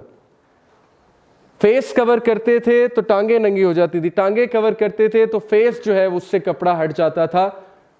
ये है मुसअब बिन उमैर रज़ी अल्लाह ताला अन्हु। कि सहाबा रो इसलिए नहीं रहे थे कि ये बेचारा गरीब हो गया या इसके पास अब कफन तक नहीं है, वो इस बात पे रो रहे थे कि इसकी कुर्बानियां देखो, इस बंदे ने क्या लाइफस्टाइल छोड़ के नबी को सपोर्ट किया और इस लेवल पे सपोर्ट किया कि आज शहादत की मौत जो है इन्हें आई है। इट डजेंट मीन कि हम ब्रांड्स छोड़ दें, इट डजेंट मीन हम अच्छे कपड़े पहनना छोड़ दें, लेकिन आपको बताने का मकसद ये है कि सहाबा की कुर्बानियां आप चेक करें, किस लेवल की उन्होंने कुर्बानियां दी हैं। और हम छोटी सी बात अपने नबी के लिए बर्दाश्त नहीं कर रहे, हम ताने बर्दाश्त नहीं कर रहे, हम पीयर प्रेशर बर्दाश्त नहीं कर रहे। सहाबा ने क्या क्या बर्दाश्त किया है। और है कोई साद बिन मुआज रजी अल्लाह ताला अन्हु, the man who shook the throne of Allah सुब्हानहू व तआला, वो शख्स जिसने अल्लाह का अर्श हिला दिया। साद बिन मुआज रजी अल्लाह ताला अन्हु, प्रॉफिट सल्लल्लाहु अलैहि वसल्लम सेड कि साद की मौत ने अल्लाह के अर्श को हिला दिया है। आज हमारा सेलिब्रिटी कौन है? आज कौन है हमारा रोल मॉडल? कौन है हमारा आइडियल? वो जो हमें जानता भी नहीं। हमारी यूथ का रोल मॉडल मेसी है, रोनाल्डो है, जो उसे जानता भी नहीं है, जो उसकी हेल्प भी नहीं करेगा अगर रियल लाइफ में कभी मुलाकात हो जाती है, जो उसकी सिफारिश नहीं करेगा डे ऑफ जजमेंट में। Why are our role models not people like Saad bin Muaz, the man who shook the throne of Almighty Allah? आज मैं आपको कहूं कि एक बंदा है जिसने व्हाइट हाउस को शेक कर दिया, तो आपकी तवज्जो फौरन जाएगी कौन है जिसने अमेरिका को शेक कर दिया, क्योंकि अमेरिका सुपर पावर है। So I am telling you about a man who shook the throne of almighty Allah. And why, क्यों अल्लाह का अर्श लर्जाया, क्यों लर्जा अल्लाह सुब्हानहू व तआला का अर्श? Because Saad bin Muaz was one of the Ansar, he was the chief of his tribe, और उनकी इतनी खिदमात है इस्लाम के लिए।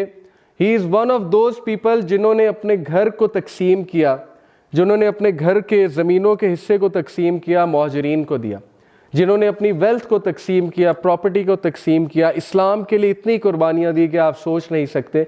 ये लोग हमारे आइडियल्स होने चाहिए आज के दौर में। अबू बकर सिद्दीक जो गवाही देने वाले हैं, मुसअब बिन उमैर जो किसी चीज़ की केयर नहीं करते, सिर्फ इस चीज़ की केयर करते हैं कि मेरे प्रॉफिट का ऑनर बच जाए, इस्लाम का ऑनर बच जाए, मेरी खैर है। और Saad bin Muaz who is always helping, always supporting Islam, always supporting the right cause, the just cause. So you people should be like this, तभी चेंज आएगी। अगर हम घरों में बैठे रहेंगे, अगर हम कंफर्ट जोन में बैठे रहेंगे, अगर हम टाइम नहीं निकालेंगे, सोसाइटी के लिए कुछ नहीं करेंगे, तो कोई चेंज नहीं आने वाली। और होगा ये कि हम रिप्लेस हो जाएंगे, अल्लाह नई कौम को लेकर आएगा। और आज ऐसा हो रहा है, गोरे इस्लाम कबूल कर रहे हैं, सारा दावा तो वो कर रहे हैं, आप टॉप दाइस के नाम ले लें, सब रिवर्ट्स हैं, आप देख लें लिस्ट जाकर, सब रिवर्ट्स हैं जो एक्चुअली पहले क्रिश्चियन थे या ज्यू थे या एथियस्ट थे, दे गॉट कन्वर्टेड और आज अल्लाह उनसे काम ले रहा है। और हम जो है यहाँ पर बैठे हुए हैं और हम ये सोच भी नहीं रहे कि हमारी भी कोई जिम्मेदारी है, हमने भी कोई रोल अपना निभाना है। चलो बड़े लेवल पे नहीं कर सकते, एटलीस्ट फैमिली लेवल पे तो कर सकते हैं ना, एटलीस्ट अपनी फैमिलीज को तो कुछ बता सकते हैं ना, एटलीस्ट अपने को सोसाइटी में कुछ कर सकते हैं। So remember this advice of रसूलुल्लाह सल्लल्लाहु अलैहि वसल्लम कि you have to choose incompetency over choosing immorality. ताने बर्दाश्त कर लें, ये टाइम भी गुजर ही जाएगा, और अगर इस्लाम के लिए इतना भी नहीं किया तो फिर क्या किया। So don't worry and don't come in any sort of stress, क्योंकि सारी ट्रीटमेंट सहाबा के साथ और सच्चे लोगों के साथ होती रही है। The hour will not begin until tribulations appear. There is a great deal of lying and the markets come closer together.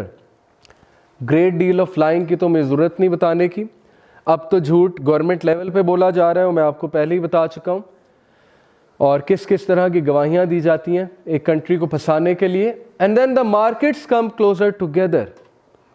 What does this mean? कि बाज़ार और मार्केट्स बहुत करीब आ जाएंगे। ऑनलाइन शॉपिंग, आज आप घर बैठे बैठे कुछ भी ख़रीद सकते हैं, credit card, debit card, visa card, Amazon, Alibaba, कितनी चीज़ें आ चुकी हैं, मार्केट्स अब ऑनलाइन हो चुकी हैं। सो markets coming closer together, it could also mean कि शॉपिंग मॉल्स बन जाएंगे, आपके बहुत करीब होंगे, जैसे हाउसिंग स्कीम्स बन रही है, हाउसिंग सोसाइटीज़ हैं, सामने मार्केट है, but it could also mean कि आपके हाथ में मार्केट होगी। This is also one of the science of the hour, a minor sign of the hour. It will be said to a man, ये काफ़ी लंबी हदीस है, मैं इसको कोट कर रहा हूँ। It will be said to a man how wise he is, how charming he is and how hardy he is, but he will not have a mustard seed of amount of ईमान in his heart. यानी लोग ideals उनको बनाएंगे उनके looks की basis पे, उनके charisma की बेसिस पे, उनके पर्सनैलिटी की बेसिस पे, चार्म की बेसिस पे, उनके टॉक की बेसिस पे, उनकी राइटिंग्स की बेसिस पे, लेकिन वो लोग के दिल में राई के दाने बराबर भी ईमान नहीं होगा। और इसी से रिलेटेड अगली हदीस, इनफैक्ट वो हदीस थोड़ी आगे है, but let me tell you कि आज का दौर पब्लिक स्पीकर्स का दौर है, आज का दौर जो है मोटिवेशनल स्पीकर्स का दौर है, and we see people talking big things, but Allah knows best कि कौन कितने पानी में है। अल्लाह ताला हमें भी रिया से बचाए और बाअमल बनाए, क्योंकि असल चीज़ अमल होती है। यहाँ खड़े होकर बात करना तो बहुत आसान है, लेकिन असल चीज़ ये है कि इंसान का खुद जो है वो कितना अमल है। So this is the sort of age कि क़यामत के करीब लोग इम्प्रेस इन चीज़ों से होंगे, और ये कोई नहीं देखेगा कि इसके दिल में ईमान कैसा है, ये इंसान कैसा है। और यही तो वजह है हमारे रिश्तों के फेलियर की वजह ही है। हम रिश्ता करने से पहले बिल्कुल नहीं देखते इंसान कैसा है, फैमिली कैसी है, इनकी वैल्यूज़ क्या हैं। हम सिर्फ ये देखते हैं पैसा कितना है, लुक्स कैसी हैं, चार्मिंग कितना है और नॉलेज कितना है। पीएचडी है, गुड, एमबीबीएस है, गुड, इंजीनियर है, गुड, ओके, कंपनी का मैनेजर है, गुड, सीए है, चार्टर्ड अकाउंटेंट है, good, but what about the values, what about कि वो इंसान कैसा है, व्हाट अबाउट उसके दिल में ईमान कैसा है, व्हाट अबाउट कि अल्लाह रसूल से मोहब्बत करने वाला है कि नहीं है। ये सारी चीज़ें तो वैनिश हो चुकी हैं ना। So actually we are living in end of times, क्योंकि लोग का क्राइटेरिया ये बन चुका है। अबू हुरैरा रज़ियल्लाहु अन्हु related that the messenger of Allah सल्लल्लाहु अलैहि वसल्लम said there will be a trial that is सम्मा, the people of the trial will not listen to truth और टू द एडवाइस। क्या हम ऐसे दौर में नहीं रह रहे?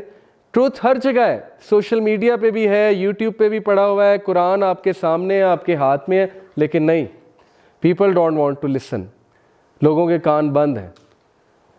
Bakma during it no one will speak the truth, बड़े कम लोग सच बोलेंगे आके, बड़े कम लोग में जिगरा होगा, बड़े कम लोगों में करेज होगा कि खरी बात करे, सच्ची बात करे, सच बात बताएं लोगों को। अम्या people will become blinded not seeing matters clearly, लोग ब्लाइंडेड हो जाएंगे, लोग को नज़र नहीं आ रहा होगा, सामने चीज़ होगी उन्हें नज़र नहीं आ रही होगी। और ऐसा है, कितनी लेयर ऑफ मिस इन्फॉर्मेशन हमारे आगे है। अभी तोहा का टॉपिक आएगा दज्जाल के ऊपर, आपको समझाएंगे वो कि दज्जालियत असल में है क्या, कि हमारे ऊपर इतने पर्दे आ चुके हैं, इतने पर्दे, layers upon layers upon layers हमारे ऊपर हैं कि सामने ट्रुथ खड़ा है, लेकिन हम उसको देख नहीं पा रहे, हमें नजर नहीं आ रहा है, और अगर हम मानना भी चाहते हैं हम नहीं मान पा रहे because of peer pressure and so much फितना. तो दैट इज द फितना. और नबी सल्लल्लाहु अलैहि वसल्लम टोल्ड अस कि सम्मा Bakma Amaya, whoever seeks it out, the trial seeks him out and attracts him. जो कोई इससे निकलना चाहेगा वो ट्रायल इसका पीछा करेगा और इसको अट्रैक्ट करेगा और इसको पकड़ लेगा जाके. दैट इज द फितना ऑफ इंटरनेट, ट्रस्ट मी. कि लोग की जाने अजाब बनाई हुई है इस चीज ने. लोग निकलना चाहते हैं, लोगों से निकला नहीं जा रहा. The effect of the tongue during it is more severe than the effect of the sword. Yes, effect of the tongue. आज हम पढ़ते हैं ना essays, the power of social media, the power of media, the power of anchors. आज anchors अपनी tongue के through वो चीज़ मनवा रहे हैं. आज सोशल मीडिया पे लोग व्यूज़ देते हैं, ट्विटर पे एक ट्वीट डालते हैं, पूरी दुनिया शेक हो जाती है उनके ट्वीट से. कुरान और हदीस से शेक नहीं होता, लेकिन एक ट्वीट डाल दी किसी मशहूर आदमी ने, उससे सब कुछ शेक हो जाता है, उससे पब्लिक ओपिनियंस बदल जाते हैं, उससे हमारी फिलॉसफी बदल जाती है, उससे जो है हमारी वैल्यूज़ बदल जाती हैं, हम कुछ भी करने के लिए तैयार हो जाते हैं. So the effect of the tongue during it is more severe than the effect of the sword.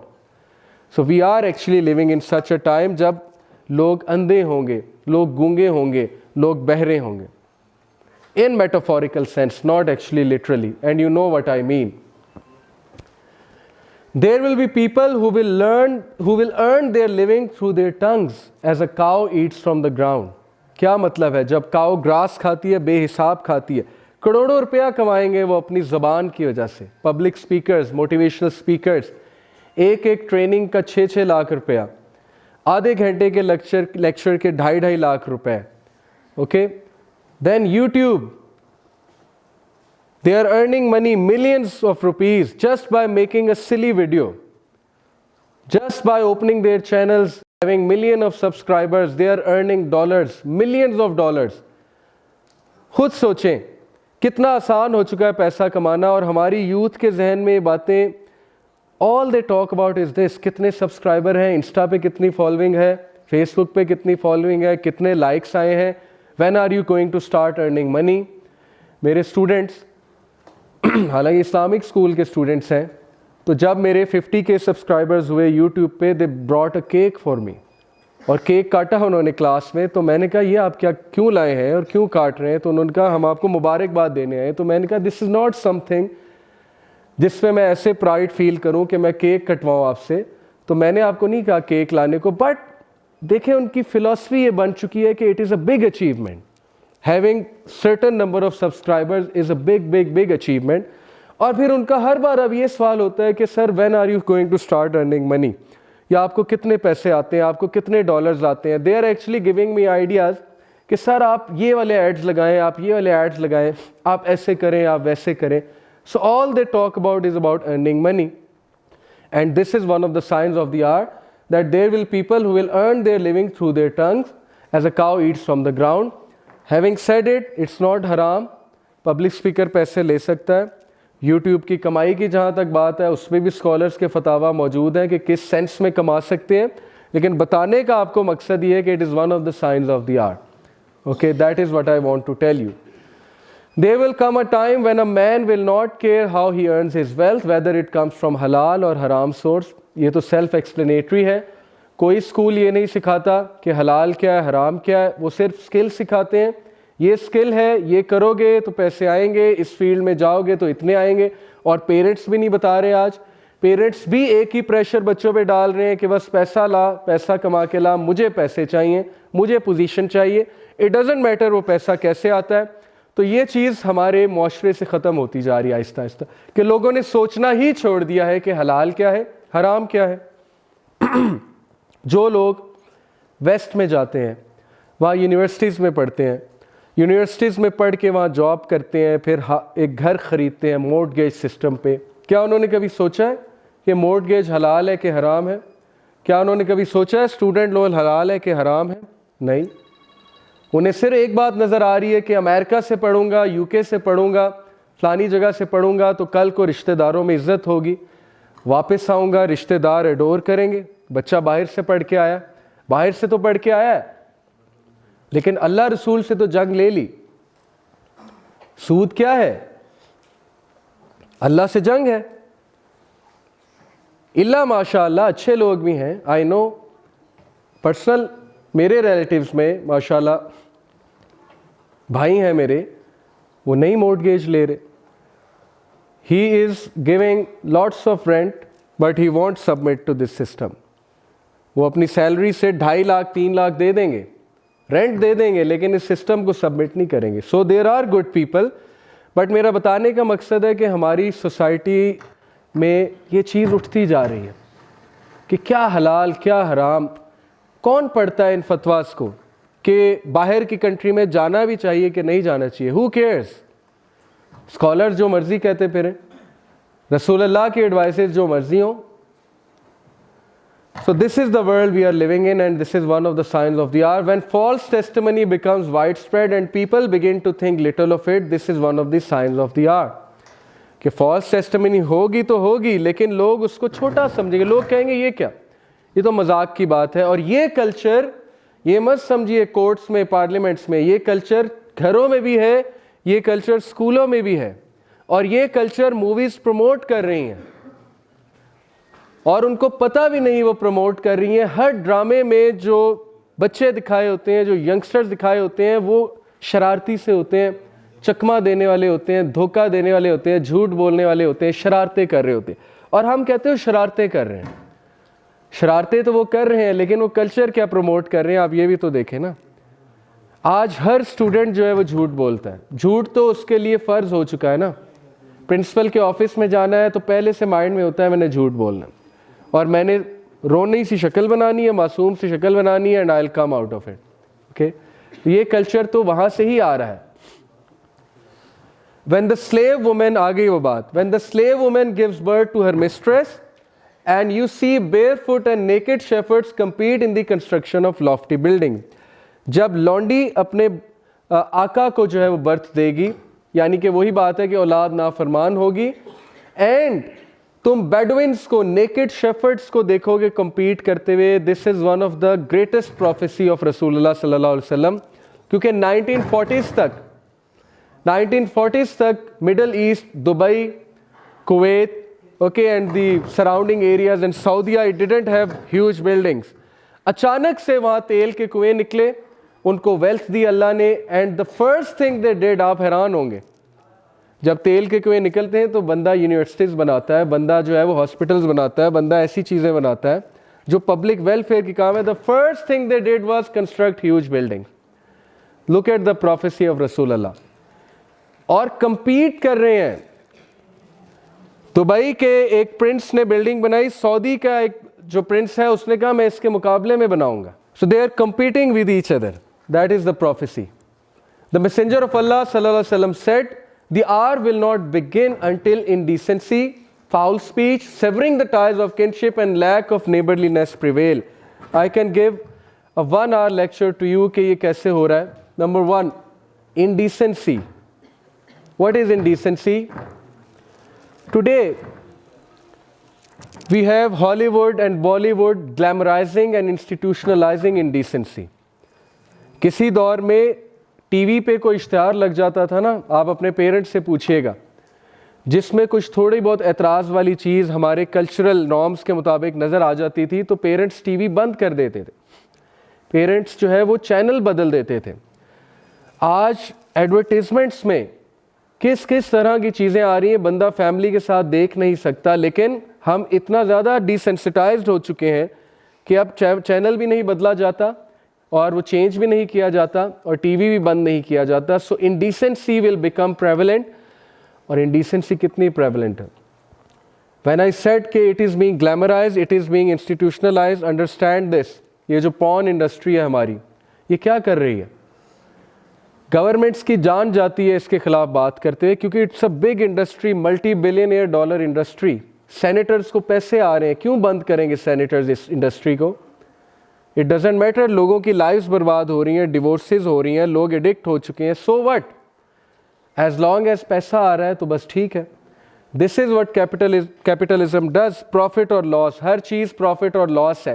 Profit आ रहा है, all is good, it doesn't matter उसके सोशल इफेक्ट्स क्या है। So indecency will become prevalent, foul speech, आज slang में जो cool words हैं जिनमें एफ वर्ड इस वक्त सबसे कूल समझा जाता है, और गोरे यू विल नॉट बिलीव कि जितनी मूवीज जिनको ऑस्कर मिला है, कभी आप उसमें प्रोफैनिटी तो चेक कीजिएगा ना जाके कि how much slang is in those movies, how much F words, how much abuses, how much S word is there in that movie, लेकिन it's acclaimed as an Oscar movie.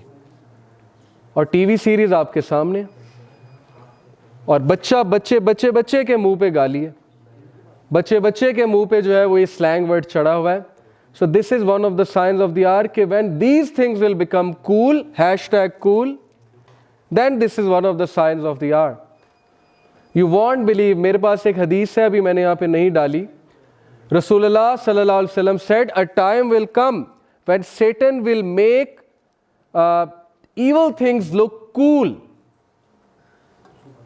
और मेरे एक दोस्त हैं, वो कहते हैं कि इसमें जो अरेबिक वर्ड यूज हुआ है, it literally means cool. So what does this हदीस मीन कि time is going to come when Satan is going to make evil things look cool। तो कूल से मुराद आज #cool है कि people follow the wrong trends, the evil trends. हमारी youth हर घटिया और ईवल ट्रेंड को फॉलो करती है जो # बन चुकी है। It is so easy to corrupt our minds. हमारी पर्सनैलिटीज इतनी शैलो कब से बन गई? I am amazed. Will we follow everything that is trendy? इतनी शैलो पर्सनैलिटी। क्या आप हर मीम को फॉलो करेंगे? क्या आप हर मूवमेंट को फॉलो करेंगे? क्या आपकी कोई वर्थ नहीं है? क्या आपका कोई ब्रेन नहीं है? क्या आपकी कोई थिंकिंग नहीं है? आप हर उस चीज को फॉलो करेंगे जो ट्रेंड बनती जा रही है? क्या अल्लाह ने आपको इसलिए पैदा किया था? क्या हमें इसलिए अल्लाह ताला ने खिलाफत दी थी दुनिया में? हज़रत आदम को अल्लाह ने इसलिए भेजा था कि आदम की औलाद और हव्वा की औलाद जो है वो एक घटिया से सेलिब्रिटी से इंप्रेस होगी, इंस्पायर होगी, इनके ट्वीट्स को पढ़ेगी, उनके ट्वीट्स पे तबसरे देगी, तबसरे देकर उसको लाइक करेगी, उसको आगे प्रमोट करेगी। ये यूथ ने तो अपने अंदर की यूनिवर्सिटीज़ को एक्सप्लोर करना था। यूनिवर्स तो करनी थी उसने एक्सप्लोर, लेकिन उसने अपनी अंदर की यूनिवर्सिटीज़ को एक्सप्लोर करना था। उसने तो अपने अंदर का लीडर बाहर निकालना था, उसने तो अपने अंदर के उस शेर को बाहर निकालना था। लेकिन हम इस वक्त फॉलोअर्स हैं, सब के सब। सो दिस इज द फितना दैट इज अपॉन अस कि we have become trend lovers, we are following hashtags and we are following things blindly, without thinking, without questioning कि ये मूवमेंट है क्या, मैं थोड़ा पढ़ तो लूँ इसके बारे में, मैं इसकी हिस्ट्री तो जान लूँ, मैं इस चीज़ के बारे में तो जान लूँ। सो टेल मी, जो लोग एक ट्वीट को रेजिस्ट नहीं कर सकते, जो लोग एक टीवी सीरीज को रेजिस्ट नहीं कर सकते, वो दज्जाल को रेजिस्ट कैसे करेंगे? We have to question ourselves. और अगर आज आपने अपने आप को क्वेश्चन नहीं किया तो फिर कोई फायदा नहीं। Only you can change your life. मैं, तोहा, राजा ज़िया भाई, कोई भी नहीं, हम बातें करेंगे, आप सुनेंगे, आप घर चले जाएंगे। जब तक आपके अंदर से वो चिंगारी नहीं निकलेगी, और ये मैं आपसे बात नहीं कर रहा, ये मैं आपके अंदर जो एक चीज़ है उससे बात कर रहा हूँ इस वक्त, और आपके अंदर वो रूह है। मैं इस वक्त रूह से मुखातिब हूँ कि पहचान अपने आप को, निकलो उन चीज़ों से, उन गुलामियों से, उन चेन्स से निकलो जो चेन्स तुमने अपने ऊपर चढ़ाई हुई हैं। उन स्टैंडर्ड्स को रिजेक्ट करो, जो स्टैंडर्ड्स, फेक स्टैंडर्ड्स तुमने अपने ऊपर लगाए हुए लोगों को खुश करने के लिए, दोस्तों को खुश करने के लिए, just to be a show off. Stop being show off और असल चीज़ को बाहर निकालो। असल इंसान जो अंदर दब गया है, जो छुप गया है, उसको बाहर निकालो और अपने आप को रिकग्नाइज करो कि आपने कलमा पढ़ा है, तो कलमा पढ़ने वाला कौन होता है? Recognise yourself, realise your true worth, your true potential. So foul speech will become widespread, और ये आपके सामने है। Severing the ties of kinship मैं बता चुका हूँ, and the lack of neighbourliness, कि नेबर्स का ज़ाहिर ख्याल नहीं रखा जाएगा। दैट इज़ ऑल्सो एविडेंट कि किसी दौर में ऐसे होता था कि नेबर्स के यहाँ फौतगी हो गई तो नेबर्स कहते थे यार चलो खाना हम बना दें, हम ज़रा इनकी हेल्प कर दें। आज आहिस्ता आहिस्ता वो चीज़ ख़त्म होती जा रही है और हमारी जो कमिंग माशाल्लाह जनरेशन है वो तो मेरे रोंगटे खड़े होते हैं उसके बारे में सोच के कि हमारे जो बुज़ुर्ग हैं वो हेल्पिंग ज़्यादा होते थे। आपने देखा होगा कि सड़क पे किसी का कोई मसला हो गया है वो रुक कर बाकायदा उसकी हेल्प भी करते थे, काम भी कराते थे। अब हम अपने काम से काम रखने वाले लोग हैं, हम में से वो गिविंग मेंटालिटी ख़त्म होती जा रही है। सो गॉड नोज़ कि पता नहीं हमारी सोसाइटी क्या बनेगी। Abu Huraira radhiyallahu anhu narrated that the Messenger of Allah said, "There will come treacherous years in which the liar will be believed and the honest man will be disbelieved. The treacherous man is trusted and the trustworthy one is not trusted. And during which the Ruwaybada will speak." It was asked, "What is Ruwaybada?" He said, "The fool who speaks about public affairs." Subhanallah. आज social media की वजह से वो लोग तबसरा दे रहे हैं जिनको घर वाले बात करने से पहले कहते हैं कि बेटा दूसरे कमरे में चले जाओ, हमने ज़रूरी बात करनी। नौकरियां नहीं लगी हुई जिनकी, वो इस वक्त लोगों को मशवरे दे रहे हैं कि how to find a job, okay, and how to make a career. ठीक है, एक पैशन होता है, उसको मैं गलत नहीं कह रहा। ज़रूरी नहीं जिसकी नौकरी लगी हो वो पब्लिक स्पीकर नहीं बन सकता। मेरा बताने का मकसद ये है कि अगर आप किसी को कुछ बात बता रहे हैं तो आपका भी तो कुछ बैकग्राउंड होना चाहिए ना। लेकिन बहरहाल ये हदीस किस कॉन्टेक्स्ट में है कि आज देखें इस्लाम कौन लोग समझा रहे हैं, आज सोशल अफेयर्स के बारे में कौन लोग बात कर रहे हैं जिनके पास सोशियोलॉजी की डिग्री नहीं, साइकोलॉजी की डिग्री नहीं है, जिन्होंने कभी ज़ीरो रिसर्च की है पाकिस्तानी सोसाइटी के ऊपर, वो आकर बता रहे हैं कि औरतों के क्या हकूक़ होंगे, वो आकर बता रहे हैं कि पाकिस्तानी औरत के साथ क्या जुल्म हो रहा है और क्या मसला चल रहा है। उन्होंने कोई रिसर्च नहीं की हुई, उन्होंने कोई फैक्टर्स नहीं देखे। सो द रुवैबदा will speak about public affairs. So know this, अगर किसी को सुनना है तो उसका बैकग्राउंड देखें। आप देखें वो शख्स उस फील्ड के बारे में बात भी कर सकता है कि नहीं कर सकता। जस्ट बिकॉज एक इंसान वायरल हो चुका है, एक इंसान यूट्यूबर बन चुका है बहुत बड़ा, इट डजेंट मीन कि वो बहुत बड़ा एक्सपर्ट बन चुका है, वो एनालिस्ट बन चुका है, वो सिर्फ एक यूट्यूबर है। So you have to go to the correct source. किताबों की तरफ टर्न करें, मेरी आपको ये एडवाइस है, इल्म की तरफ जाएं। मैसेंजर ऑफ अल्लाह सल्लल्लाहु अलैहि वसल्लम said, night and day will not cease until the most fortunate of people in worldly affairs will be Luqa ibn Luqa. Soon Luqa ibn Luqa will take over this world. The world will not come to an end until it belongs to Luqa ibn Luqa. Sahaba said, who is Luqa ibn Luqa? Prophet sallallahu alaihi wasallam said, one जिसकी कोई lineage नहीं है, कोई हस्बो नस्ब नहीं है और उसको कोई पूछने वाला नहीं था, लेकिन वो अचानक से टॉप पर आ जाएगा। And today I am telling you कि इंडियन गवर्नमेंट की तरफ आप देख लें, आपको हदीस बहुत अच्छे से समझ आ जाएगी। Okay, people who don't know anything, they are our leaders controlling our affairs. The hour will not begin until the land of the Arabs goes back to being meadows and rivers. ये NASA से मैंने picture उठाई हुई है, credit NASA, GSFC। 1987 में rubble खाली जो कि डेजर्ट का एक हिस्सा है सऊदीया का, look at this. And now 2012 में look at the green spots and you can see so many videos on it कि it is returning to being rivers and meadows. And this is one of the clip of Sheikh Zahir Mahmood the lush Arabia. इसको आप ज़रूर सुनिएगा, इसमें बहुत detail है कि prophet की प्रोफेसी क्या थी और वो कैसे ट्रू हो रही है। So it is one of the biggest sign of the hour, okay, that मेहदी एंड दज्जाल are going to come. Ahead of the hour, there will be days in which knowledge is taken away and ignorance will prevail. Why? Because because of the spread of social media, इल्म कम होता जा रहा है, information बढ़ती जा रही है। इल्म में और इंफॉर्मेशन में फ़र्क है। इल्म वाले जो है वो हमारे बुजुर्गान हैं, वो एक्सपर्ट्स हैं, लेकिन इंफॉर्मेशन वाले हम सब हैं। तो ignorance will prevail because information बहुत होगी और इल्म जो है वो घट जाएगा। There will come a time when people will not know what prayer, fasting and charity are. Okay, so our youth is on its way to be among those people. इल्ला माशाअल्लाह कि हम लोग कुछ हमारे रोंगटे खड़े हो, हम कुछ रियलाइज़ करें कि कहीं हमारी जो पुश्ते हैं 100 साल का अगर आप सोचें तो आप इमेजिन करें कि आपके परपोते आज से 100 साल बाद कहीं वो काफिर ना हो। ये सोचने वाली बात है। ओके, अगर अभी बैठ के आपने नहीं सोचा कि मेरे परपोते मुसलमान होंगे, सहाबा लविंग होंगे, रसूल अल्लाह से मोहब्बत करने वाले होंगे, तो फिर कोई फ़ायदा नहीं। Narrated Abu Musa, the Prophet said, near the establishment of the hour, there will be days during which knowledge will be taken away and general ignorance will prevail. And there will be al-harj in abundance, and al-harj means killing. and we are seeing killing everywhere, wars, Palestine, Syria, okay, Myanmar, Vietnam, वगैरह वगैरह. You are seeing so much killing, especially of the Muslims. This hadith, और मैं यहीं पे इंशाल्लाह conclude भी करूँगा. ये कॉन्सेप्ट बहुत ज़रूरी है, मुझे थोड़ा सा टाइम भी चाहिए होगा. Now let me tell you कि एक्चुअली हमारे साथ गेम क्या हो रही है और फितना है क्या, जिससे हमारी चीखें निकलनी चाहिए. रोंगटे तो खड़े होने चाहिए लेकिन चीखें भी निकलनी चाहिए. वो ये है, Allah hates the one who is rude and glutton. Allah को रूड और लालची आदमी नापसंद है. Who shouts in the market place, ओछी हरकतें करता है, लड़ाई झगड़े करता है, फड्डेबाजी करता है.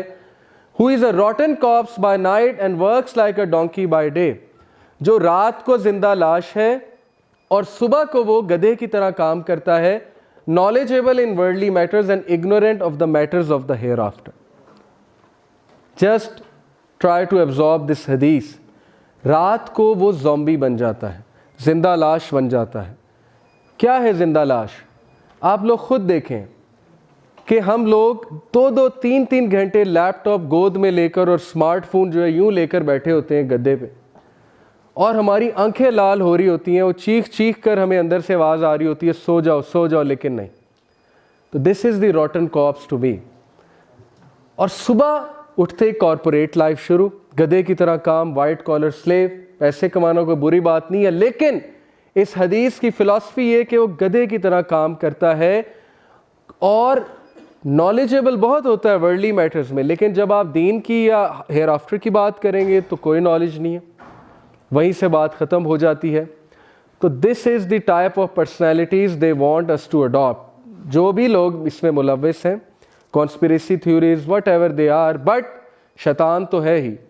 और हमारी पर्सनैलिटीज़ ऐसी बनती जा रही हैं कि दीन का ज़ीरो नॉलेज हो, इस सिविलाइजेशन को कंट्रीब्यूट करने के लिए गधे की तरह दिन रात काम करो, थक जाओ, थक हार के घर आओ, टीवी लगा लो, लैपटॉप खोल लो, मोबाइल फ़ोन खोल लो, ज़ॉम्बी बन जाओ, कोई रिस्पॉन्सिबिलिटी ना निभाओ, किसी का ना सोचो, किसी की मदद ना करो, कोई अच्छा काम ना करो, कोई अच्छी बात ना सीखो. बस अब जैसे वो एक बच्चे ने स्टेटस लगाया हुआ था, eat sleep PUBG repeat. This is the zombie I am talking about. Trust me, eat sleep PUBG repeat, ये हम सब का लाइफ स्टाइल है. ईट स्लीप गेमिंग रिपीट, या ईट स्लीप पार्टी रिपीट. ये है इब्ने आदम की हालत, और ये है अम्मा हव्वा की बेटी की हालत, कि आज हमारा लाइफ स्टाइल ज़ॉम्बीज़ वाला बन चुका है. तो ऐसे लोग आप क्या समझते हैं, ऐसे लोग इमाम मेहदी की मदद करेंगे? हम जैसे लोग, ऐसे लोग जो है वो दज्जाल के ख़िलाफ़ खड़े होंगे, ऐसे लोग जो है वो दीन का दिफा करेंगे, ऐसे लोग जो है वो सोशल वेलफेयर के काम करेंगे. आपको पता है, अकॉर्डिंग टू साइकोलॉजिस्ट, इंटेलेक्चुअली दुनिया और लोग इतने पीछे जा चुके हैं. मैं आपको हार्वर्ड के साइकोलॉजिस्ट की रिसर्च बता रहा हूँ. इंटेलेक्चुअली और ह्यूमैनिटी वाइज इंसानियत इतना पीछे जा चुकी है कि नेक्स्ट अब्दुल सत्तार ईदी पैदा होने में हमें 50 साल लगेंगे. ये साइकोलॉजिस्ट की कैलकुलेशन है. इतना नुकसान हो चुका है, इतना नुकसान हो चुका है इस जनरेशन का कि 50 साल इन्हें लगेंगे कि कोई अब्दुल सत्तार ईदी जैसा बंदा पैदा हो जिन्होंने ह्यूमैनिटी के लिए बहुत कुछ किया, या कोई मदर टेरेसा पैदा होगी. ये है फितना, और यही असल में दज्जालियत है कि लोग सिर्फ अपना सोचेंगे, लोग सेल्फिश हो जाएंगे. And how that system is being imposed on us, transhumanism, ये एक पूरी फिलॉसफी है. यूट्यूब पे एक चैनल भी है फ्यूचरिज्म, और फेसबुक पे मिलियंस ऑफ फॉलोइंग है फ्यूचरिज्म की, आप वो जाकर देखें. अभी मैं सारा आपको उसके बारे में बताता हूँ. Singularity is a concept that machines and human beings are one, और फ्यूचरिज्म इसको प्रमोट कर रहा है. Blending of machines and human beings, that every work will be taken by machines and human beings will collaborate with machines to run the world. ये basically transhumanism है. Singularity. Now this man Jack Parsons, कौन है ये real life का iron man है. Iron man इसी से inspired है by the way. Jack Parsons is the inventor of rocket fuel and rocket. इस बंदे की वजह से आज सैटेलाइट्स हैं, क्योंकि रॉकेट के थ्रू ही सैटेलाइट ऊपर जाती है ना। अगर रॉकेट इन्वेंट ना होता तो सैटेलाइट ना होती। He is the inventor and he is the real iron man. Here is a portion of the oath that Parsons took. Search it on Google.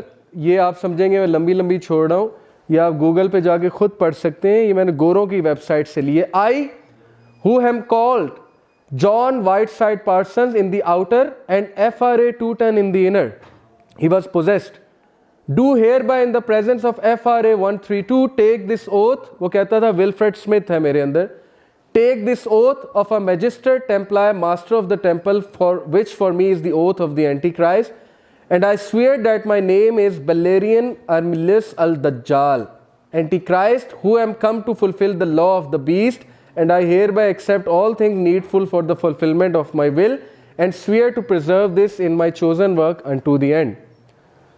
Okay, ये उसकी डायरी का एक एक्सट्रैक्ट है, और वो ये एक्नॉलेज कर रहा है कि मेरे ख्वाब में मसीह अद-दज्जाल आया और उसने आकर मुझे एक्नॉलेज किया कि तुमने जो इन्वेंशन की है, it is a great invention which is going to help me.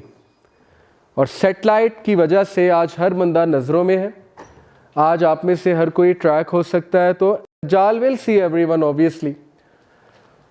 This is a book by John Henry, knowledge is power, how magic, the government and an apocalyptic vision inspired Francis Bacon to create modern science. The father of modern science is Francis Bacon, who was an atheist and he was a magician, a known magician. आप इस book को ज़रा कभी search out कीजिएगा। ये गोरा book लिख रहा है कि मैजिक ने इंस्पायर किया है, ब्लैक मैजिक ने इंस्पायर किया है मॉडर्न साइंस को, and the agenda behind it that is transhumanism. वो डिटेल में इंशाल्लाह मेरे लेक्चर्स अवेलेबल है सूरह कहफ के मेरे चैनल पे। मैंने बहुत डिटेल में इस पे बात की है कि दज्जाली फितना असल में है क्या, और ताहा भी अभी बात करेंगे। This man Arthur C Clarke, इसकी वीडियोस हैं फ्यूचर प्रिडिक्शंस की, वो ज़रा आप जाकर देखेंगे, आप हैरान हो जाएंगे इस बंदे को कैसे पता है। इसने सेल फोन्स प्रिडिक्ट किए, इसने वाईफाई प्रिडिक्ट किए 1960s में। Okay, no technology reaches a level of complexity except it becomes indistinguishable from magic. So he is actually acknowledging this fact. Transhumanism. What is that philosophy of iPhone? ये भी बड़ी एक लंबी बहस है कि iPhone का लोगो का मतलब क्या है। Actually, the apple depicts that bite. This bite out of the apple depicts that bite which Adam alayhi salam took. ये फिलॉसफी iPhone के लोगो के पीछे। और उन्होंने जब बाइट ली तो शैतान ने क्या कहा था कि अगर तुम ये खाओगे, ये फल, एप्पल का जिक्र कुरान में तो नहीं है, बाइबल में है, तो जब ये फल तुम खाओगे तो क्या होगा? क्या कहा था शैतान ने सूरह अल-आराफ में? इमॉर्टल बन जाओगे, फरिश्ते, गॉडहुड अचीव कर लोगे। ओके, सो यही बेसिकली आइडियोलॉजी है आईफोन के लोगों के पीछे कि godhood can be achieve by bite out of the forbidden fruit. That's why apple एक जगह से खाया हुआ है आईफोन के लोगों में। And this actually means that when you will have iPhone in your hand you will become God, God of technology. उनकी तरफ से ये एक मासूमाना सी फिलॉसफी है, लेकिन अगर हम इसकी इम्प्लीकेशन सोचें तो ट्रांस ह्यूमनिज्म की ही इम्प्लीकेशन है that once you have the technology you are everything, you can be a god, and you once you interact with the machines you can do whatever you want. ये जो I am की philosophy है, अब देख लें, will I am, will.im, will power, Beyonce का concert I am tour, superstar J I am mix tapes, और ये मैंने सिर्फ 3 दिखाई हैं, search it out. I am के नाम से कॉन्सर्ट्स होते हैं, आई एम के नाम से म्यूज़िक चार्ट्स निकलते हैं, सीडीज़ निकलती हैं और पूरी एल्बम्स निकलती हैं। What is I am? I am is a complete philosophy of transhumanism. I am से मुराद है सब कुछ मैं हूँ, और ये वो तकब्बुर है जो सूरह काफ में किस स्टोरी में मेंशन्ड है? बागों वाले। उसने क्या कहा था कि ये सब मेरा बनाया हुआ है और मैं नहीं समझता कि क़यामत आएगी। और अल्लाह ने उस आयम की फ़िलॉसफी को तोड़ा सूरह काफ की दूसरी स्टोरी में कि तू कुछ भी नहीं है, अगर अल्लाह चाहे तो सब कुछ तुझसे ले सकता है। सो दैट इज़ द शिर्क every human being is involved in today. ये शिर्क है कि मैं सब कुछ हूं। ओके, इस पे आर्ग्यू किया जा सकता है कि नहीं वो विल पावर की बात कर रहे हैं, बट एक्चुअली अगर आप लिरिक्स को फॉलो करेंगे तो मैं आपको एमिनेम के लिरिक्स दिखा सकता हूँ, मैं आपको इस बंदे के, ये सामने बंदा है, इसके लिरिक्स दिखा सकता हूँ जिसमें उसने क्लियरली क्लेम किया हुआ है मैं गॉड हूँ। Okay, so the agenda is quite clear. So I am का फितना, and then this is the trans humanism official picture that Lady Gaga के हाथ में आईफोन है और रोबोट की शक्ल में। Okay, half human half robot, and this girl is actually running that page. She is the owner of Futurism, YouTube पे और Facebook पे. Now interestingly, she is the daughter of this person called Lieutenant Colonel Michael Aquino. A 41-year-old former Barrett confirmed to the Inquirer that he is involved in devil worship for 22 years. ये New York times की heading है। New York times पुराना 1960s में या 50s में गालिबन। Bharal, this man clearly claimed that Satanic Church is advertised in the yellow pages in San Francisco, where he was stationed from 1981 to 1986. He says most members are in the US and Canada, although आगे heading कुछ कटी हुई है। Anyway, ये heading और ये news दिखाने का मकसद आपको है कि she is the daughter of Michael, this person Aquino, Michael Aquino. And she is running this movement called transhumanism. And transhumanism में टेक्नोलॉजी पे डिपेंडेंट बनाना, असल में ट्रांसह्यूमनिज्म का कॉन्सेप्ट ये है कि टेक्नोलॉजी को अपनाओ जितना अपना सकते हो, जबकि हदीस में ऑपोजिट एडवाइस है कि पहाड़ों की तरफ जाओ। आप समझ रहे हैं कनेक्शन को? जितना हम टेक्नोलॉजी पे डिपेंडेंट होते जाएंगे, एक्चुअली में हम दज्जाल पे डिपेंडेंट होते जाएंगे। लेकिन इसका ये मतलब नहीं टेक्नोलॉजी हराम है। What I want to say is be careful। इसीलिए चूँकि टाइम कम है, मैं आपको कह रहा हूँ कि आप मेरी सूरह कहफ सुन सकते हैं, उसमें मैंने डिटेल में कॉन्सेप्ट बताया कि असल में ये कॉन्सेप्ट क्या है और ये क्यों ख़तरनाक है। इन शॉर्ट मैं आपको बताता हूँ। ख़तरनाक ये इसलिए है क्योंकि transhumanism is going to corrupt God's creation to the core. कैसे? जितना हमारा मशीनों से ज़्यादा इंटरेक्शन होगा, उतना हम में से सेंसिटिविटी और हमारी बायोकेमिस्ट्री चेंज होती जाएगी। अभी लास्ट इंशाल्लाह जो मैं बात करूंगा बायोकेमिस्ट्री की बात करूंगा, हमारे हार्मोन्स की। इलामा इकबाल ने आज से 100 साल पहले ही कह दिया था, है दिल के लिए मौत मशीनों की हुकूमत, एहसास मुरव्वत को कुचल देते हैं आलात। तो ये इलामा इकबाल कह रहे हैं, मैं नहीं कह रहा। So corrupting God's creation to the core, कैसे? ऑपरेशंस करा के, प्लास्टिक सर्जरी करा के, ये सब ट्रांसह्यूमनिज्म का कॉन्सेप्ट है ना। अगर तुम्हारी स्किन डार्क है, सो व्हाट, प्लास्टिक सर्जरी कराओ। अगर तुम्हारा कोई मसला है, प्लास्टिक सर्जरी कराओ। And today models are going after plastic surgery. So actually they are corrupting God's creation to the core. और इसका ये मतलब भी है कि विदाउट अ सोल, सोल क्या होती है, सोल किसने देखी है? सोल की बातें छोड़ो, बॉडी पे काम करो, अपनी बॉडी को ग्रो करो। And last, end of humanity as we know it, Terminator movie अगर आपने देखी है, उसका कॉन्सेप्ट कि ह्यूमैनिटी को मशीन्स खा जाएंगे और ख़त्म कर देंगी। और ये हो रहा है। बच्चा इस वक्त इनह्यूमन बन चुका है। हम ज़ॉम्बी लाइफस्टाइल की तरफ चली जा रहे हैं और हमें एहसास भी नहीं हो रहा है। सो हमारी चीखें क्यों ना निकलें और क्यों ना हमारे रोंगटे खड़े हो ये बातें सुन के। The average 24-hour work day of a person in 2017 according to Adam Adler, business psychologist, Harvard University, ये उनकी रिसर्च है। 2007 में एक बंदे की ये जो पर्सनल स्पेस है वाइट वाली, ये देखिए पर्सनल लिखा है, 8 घंटे हर बंदा सोता है। आज भी ऑलमोस्ट उतनी है। 7-8 घंटे वो काम करता है, यूनिवर्सिटी जाता है, जॉब करता है, वो भी उतना ही है 2007 और 2017 का। सर्वाइवल एक्टिविटीज़, वॉशरूम जाना, खाना खाना, दोस्तों से मिलना, वो भी ऑलमोस्ट उतना ही है। लेकिन पर्सनल स्पेस जो रेड वाला स्पॉट है वो मशीन्स की स्पेस है और वाइट वाली आपकी पर्सनल है। 2007 में एक बंदे को मशीन्स ने इतना हाईजैक किया था, उसकी पर्सनल स्पेस को। पर्सनल स्पेस क्या होती है? जब आप अकेले हैं, जब आप रूम में हैं, बेड पे लेटे हुए हैं, गाड़ी चला रहे हैं, कोई आपके साथ नहीं है, लाइब्रेरी में बैठे हुए, कहीं बैठे हुए हैं या वैसे ही कहीं बैठे हुए, तो मशीन्स ने इतना हाईजैक किया था। अब इस वक्त मशीन्स ने इतना हाईजैक कर लिया। ये उसकी रिसर्च है, उसने एक फ्लो चार्ट के मुताबिक, ग्राफ्स के मुताबिक हमें समझाया। ओके, और 2020 में शायद ये 100% फुल हो। उसका पॉइंट क्या है? उसका पॉइंट ये है कि जब आपकी सारी पर्सनल स्पेस मशीन्स ले रही हैं तो आप कैसे सोचेंगे चीज़ों को? लीडर्स पैदा होते हैं पर्सनल स्पेस में मुराकबा करके, आइसोलेशन में जाके हायर वैल्यूज़ को सोच के, आइसोलेशन में जाके अच्छी चीज़ें पढ़ने से, किताबें पढ़ने से। आज हर एक के हाथ में सेल फोन है और सेल फोन पे कुछ भी नहीं हो रहा है, ट्रस्ट मी। स्क्रॉल हो रहा है फेसबुक पे, घंटा उसी में लग जाता है, व्हाट्सएप पे स्क्रॉलिंग हो रही है, यूट्यूब पे फजूल रैंडम चीज़ें देखी जा रही हैं।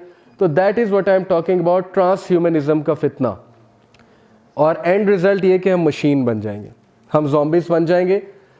ये कुछ हॉरिफिक स्टैटिस्टिक्स हैं कि the average smartphone users check their device 47 times a day, जेब से निकाल के। 85% of smartphone users will check their device while speaking with friends and family. 80% 1 hour before sleep use करते हैं, 35% 5 मिनट बिफोर स्लीप यूज़ करते हैं। ये बहुत से आप स्टैटिस्टिक्स देख सकते हैं।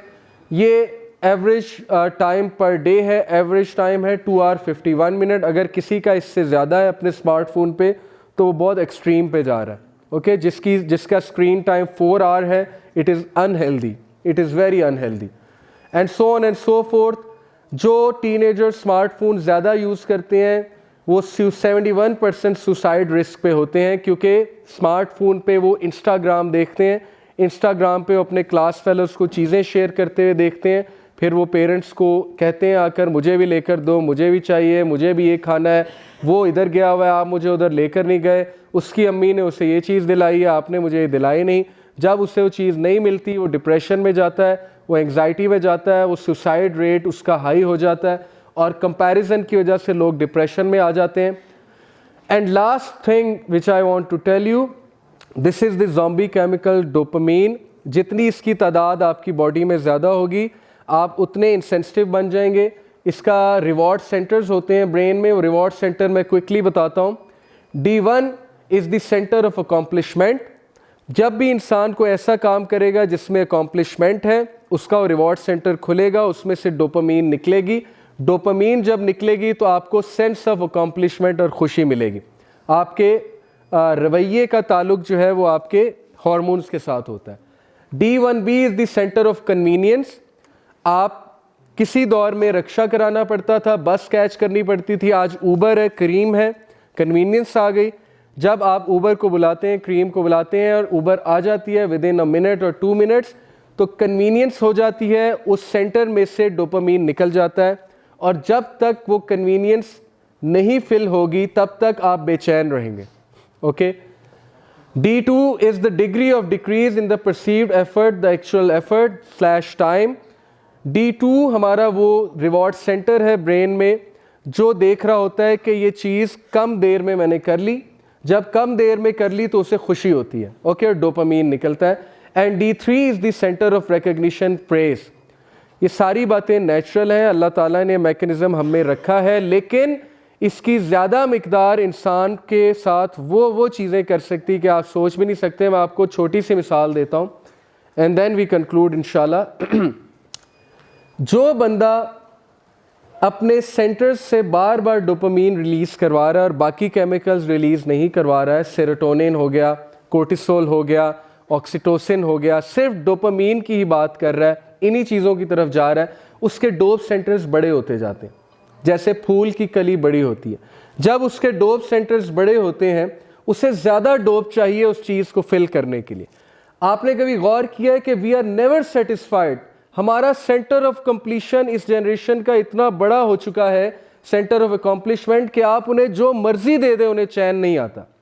वो कहते हैं I want more, I want more, I want to go more. और ये वो हदीस है कि आदम के बच्चे का पेट सिर्फ मिट्टी भरेगी। ये हदीस है प्रॉफिट सल्लल्लाहु अलैहि वसल्लम की। सेंटर ऑफ कन्वीनियंस कितना हमारा सेंटर बढ़ चुका है कि हमें हर चीज़ ऑन आवर कन्वीनियंस चाहिए, ऑन आवर फिंगर टिप्स चाहिए। हर वो चीज़ जिसमें हार्ड वर्क है हम उससे भागेंगे कि इसमें कन्वीनियंस नहीं है। Centre of centre of perceived effort, ये जो degree of decrease in the perceived effort और एक्चुअल टाइम है, ये हमारा इतना इंक्रीज हो चुका है कि हमें शॉर्टकट्स की आदत पड़ चुकी है। हमारा डोप नहीं रिलीज होता जब तक हम शॉर्टकट पे ना जाएं। सेंटर ऑफ रिकग्निशन हमारा इतना बढ़ चुका है कि all we need is praise all the time. तारीफ नहीं होगी तो मज़ा नहीं आएगा। और ये डिवोर्सेस की बहुत बड़ी वजह है कि शादी से पहले एक दूसरे के सेंटर्स इतने बढ़ा दिए होते हैं, शेर व शायरी करके, गाने सुना के। उसके बाद जब असल रिस्पॉन्सिबिलिटीज़ आती हैं तो वो चीज़ें कम हो जाती हैं, तो मज़ा नहीं आ रहा होता, क्योंकि प्रेज बहुत ज़्यादा चाहिए। डोपामीन लेवल इस लेवल पे पहुंच चुका है। So what's the result? ये कुछ रिसर्च है डोपामीन डायलेशन की, कि डोप कितना ज़्यादा चाहिए होता है आज की जनरेशन को। Result is this: because of too much dope our youth will only go for things which are number one rewarding, pleasurable, cool, instantly available, shortcuts। क्योंकि ये सारे सेंटर्स उनके इतने फिल हो चुके हैं, इतने बड़े हो चुके हैं कि all they are looking for is these things। This sums up कि आज उन्हें नमाज पढ़ने में क्यों इतनी तकलीफ होती है, कि नमाज के लिए उठना पड़ेगा, वज़ू करना पड़ेगा, पैदल चल के जाना पड़ेगा, इतना कौन करे, बैठे बैठे पढ़ लो या पढ़ो ही ना, सीधी सी बात है। And then they will avoid anything that demands focus, demands hard work, patience, composure or something that is emotional। आज हम इमोशनल चीज़ों से भागते हैं। हम कहते हैं मौलवी साहब क्या लगे हुए, ओके, फिर हम मजाक उड़ाते हैं। Why is our biochemistry like that? Because हमारे जो डोप सेंटर्स हैं वो इस लेवल के बढ़ चुके हैं। एक स्टैटिस्टिक के मुताबिक आपके जो दादा थे उनका dope centre let's say 2 nanometre पर लीटर के हिसाब से जो है वो डोप निकालता था, तो आज के बच्चे का 180 नैनोमीटर पर लीटर के हिसाब से निकालता है। कितना फ़र्क है? 200 टाइम्स, 2 वर्सेस 180। दैट्स वाई आज का बच्चा कभी खुश नहीं होगा। दैट्स वाई आज का बच्चा 30 सेकंड यहाँ पे खड़ा नहीं हो सकता। अगर मैं उसे कहूँ 30 सेकंड यहाँ पे खड़े हो जाओ, उसके 5 सेकंड बाद टांगे हिलने लग जाएंगी, 5 सेकंड बाद उसकी उंगलियाँ कांपने लग जाएंगी और वो बेचैन हो जाएगा। आप कभी सेल फोन छीन कर देखें किसी टीनेजर से, आप देखेंगे कि जो नशई की हालत होती है ना, जब उससे सिगरेट छीन लिया जाता है या वो, तो सेम उसकी वो हालत होगी। और हम सब इसका शिकार हैं। Okay, we know these things.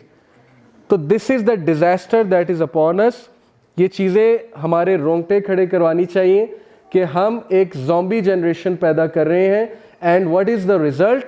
What is the result? वो हमारे सामने। And what is the solution? Only solution is Islamic way of life. We have to go back to it। अपने बच्चों को पेट्स रखवा के दें, उसकी जिम्मेदारी लगाएं, इस पेट को लुक आफ्टर करो, उससे ऑक्सीटोसिन निकलेगा उसका, जिससे उसमें फीलिंग्स पैदा होंगी, वो सेंसिटिव बनेगा। उसको कोई पैरट, कोई कैट, कोई ऐसा पेट पाल के दें। उससे गार्डनिंग करवाएं। गार्डनिंग जो बंदा करता है वो सेंसिटिव होता है, पौधे को पानी देता है, उसे बाग में लेकर जाएं, उसको एक्सरसाइज करवाएं, उसे इन चीज़ों से जितना निकाल सकते हैं निकालें, एक मिकदार तक यूज़ करने दें। और बिला वजह बच्चे की प्रेज़ करना, ये भी उसका सेंटर ऑफ प्रेज़ इतना बढ़ा देगा कि फिर वो हर चीज़ में प्रेज़ चाहेगा, और जब तक उसे प्रेज़ नहीं मिलेगी उसको चैन नहीं आएगा। तो दैट इज़ द फितना that is upon us, because हमारी सारी सिविलाइजेशन डोप को सेल कर रही है। हर चीज़ कन्वीनियंट हो चुकी है, हर चीज़ में प्रेज़ है। फेसबुक पे आप पिक्चर लगाएंगे, आपको लाइक्स मिलेंगे। तो हमारे लिए बहुत बड़ा चैलेंज है। उस चैलेंज को काउंटर करने के लिए you have to return to Islamic way of life. That is the only answer. गोरे इस बात के कायल हो चुके हैं, वो अब इस तरफ आ रहे हैं, इस्लामिक लाइफस्टाइल को, डाइट को अडॉप्ट कर रहे हैं। हमें भी इस पे सोचना है ताकि हम इस फितने से बच सकें। और साइंस ऑफ द आवर जितने भी मैंने आपसे डिस्कस किए हैं, आप लोग उन पे मज़ीद सोचिएगा। आप लोग मज़ीद ये ढूंढने की कोशिश कीजिएगा कि इस हदीस का एक्चुअल में मतलब क्या है। स्कॉलर्स के पास जाए, समझने की कोशिश करें। And please do something. बैठे ना रहें, बाहर निकलें, कोई एक्शन ले। I gave you example of Abu Bakr Siddiq Akbar बने। उस ग्रे एरिया में, उस ग्रे दौर में गवाही दें कि इस्लाम सच है। जब कोई गवाही नहीं देता, that will be your you will be on your way to become Siddiq Akbar. Musab bin Umair बने, जिन्होंने इस्लाम के लिए बहुत कुर्बानियाँ दी। और साद बिन मुआज़ बने, जिन्होंने अल्लाह के हर्श को हिलाया, इस्लाम को सपोर्ट करके उनके अमाल इतने ज़्यादा थे। So you have to become like that. जज़ाकल्लाह खैर फॉर लिसनिंग। इंशाल्लाह now Taha will be addressing you with the major science of the art. जो भी मिस्टेक्स थी वो मेरी अपनी थी, जो भी अच्छी बात थी वो अल्लाह की तरफ से थी। और अगर अभी भी हमें फितना नहीं समझ आया तो फिर it's a sign of worry. अगर अभी भी हम घर जाके सेम लाइफस्टाइल को अडॉप्ट करेंगे और सोचेंगे नहीं, स्ट्रेस में नहीं आएंगे, तो कोई फ़ायदा नहीं हुआ। Thank you so much for listening. May Allah bless you all and may Allah make us act on whatever we have heard. Ameen summa ameen. Jazakallah khair. Assalamu alaikum wa rahmatullahi wa barakatuh.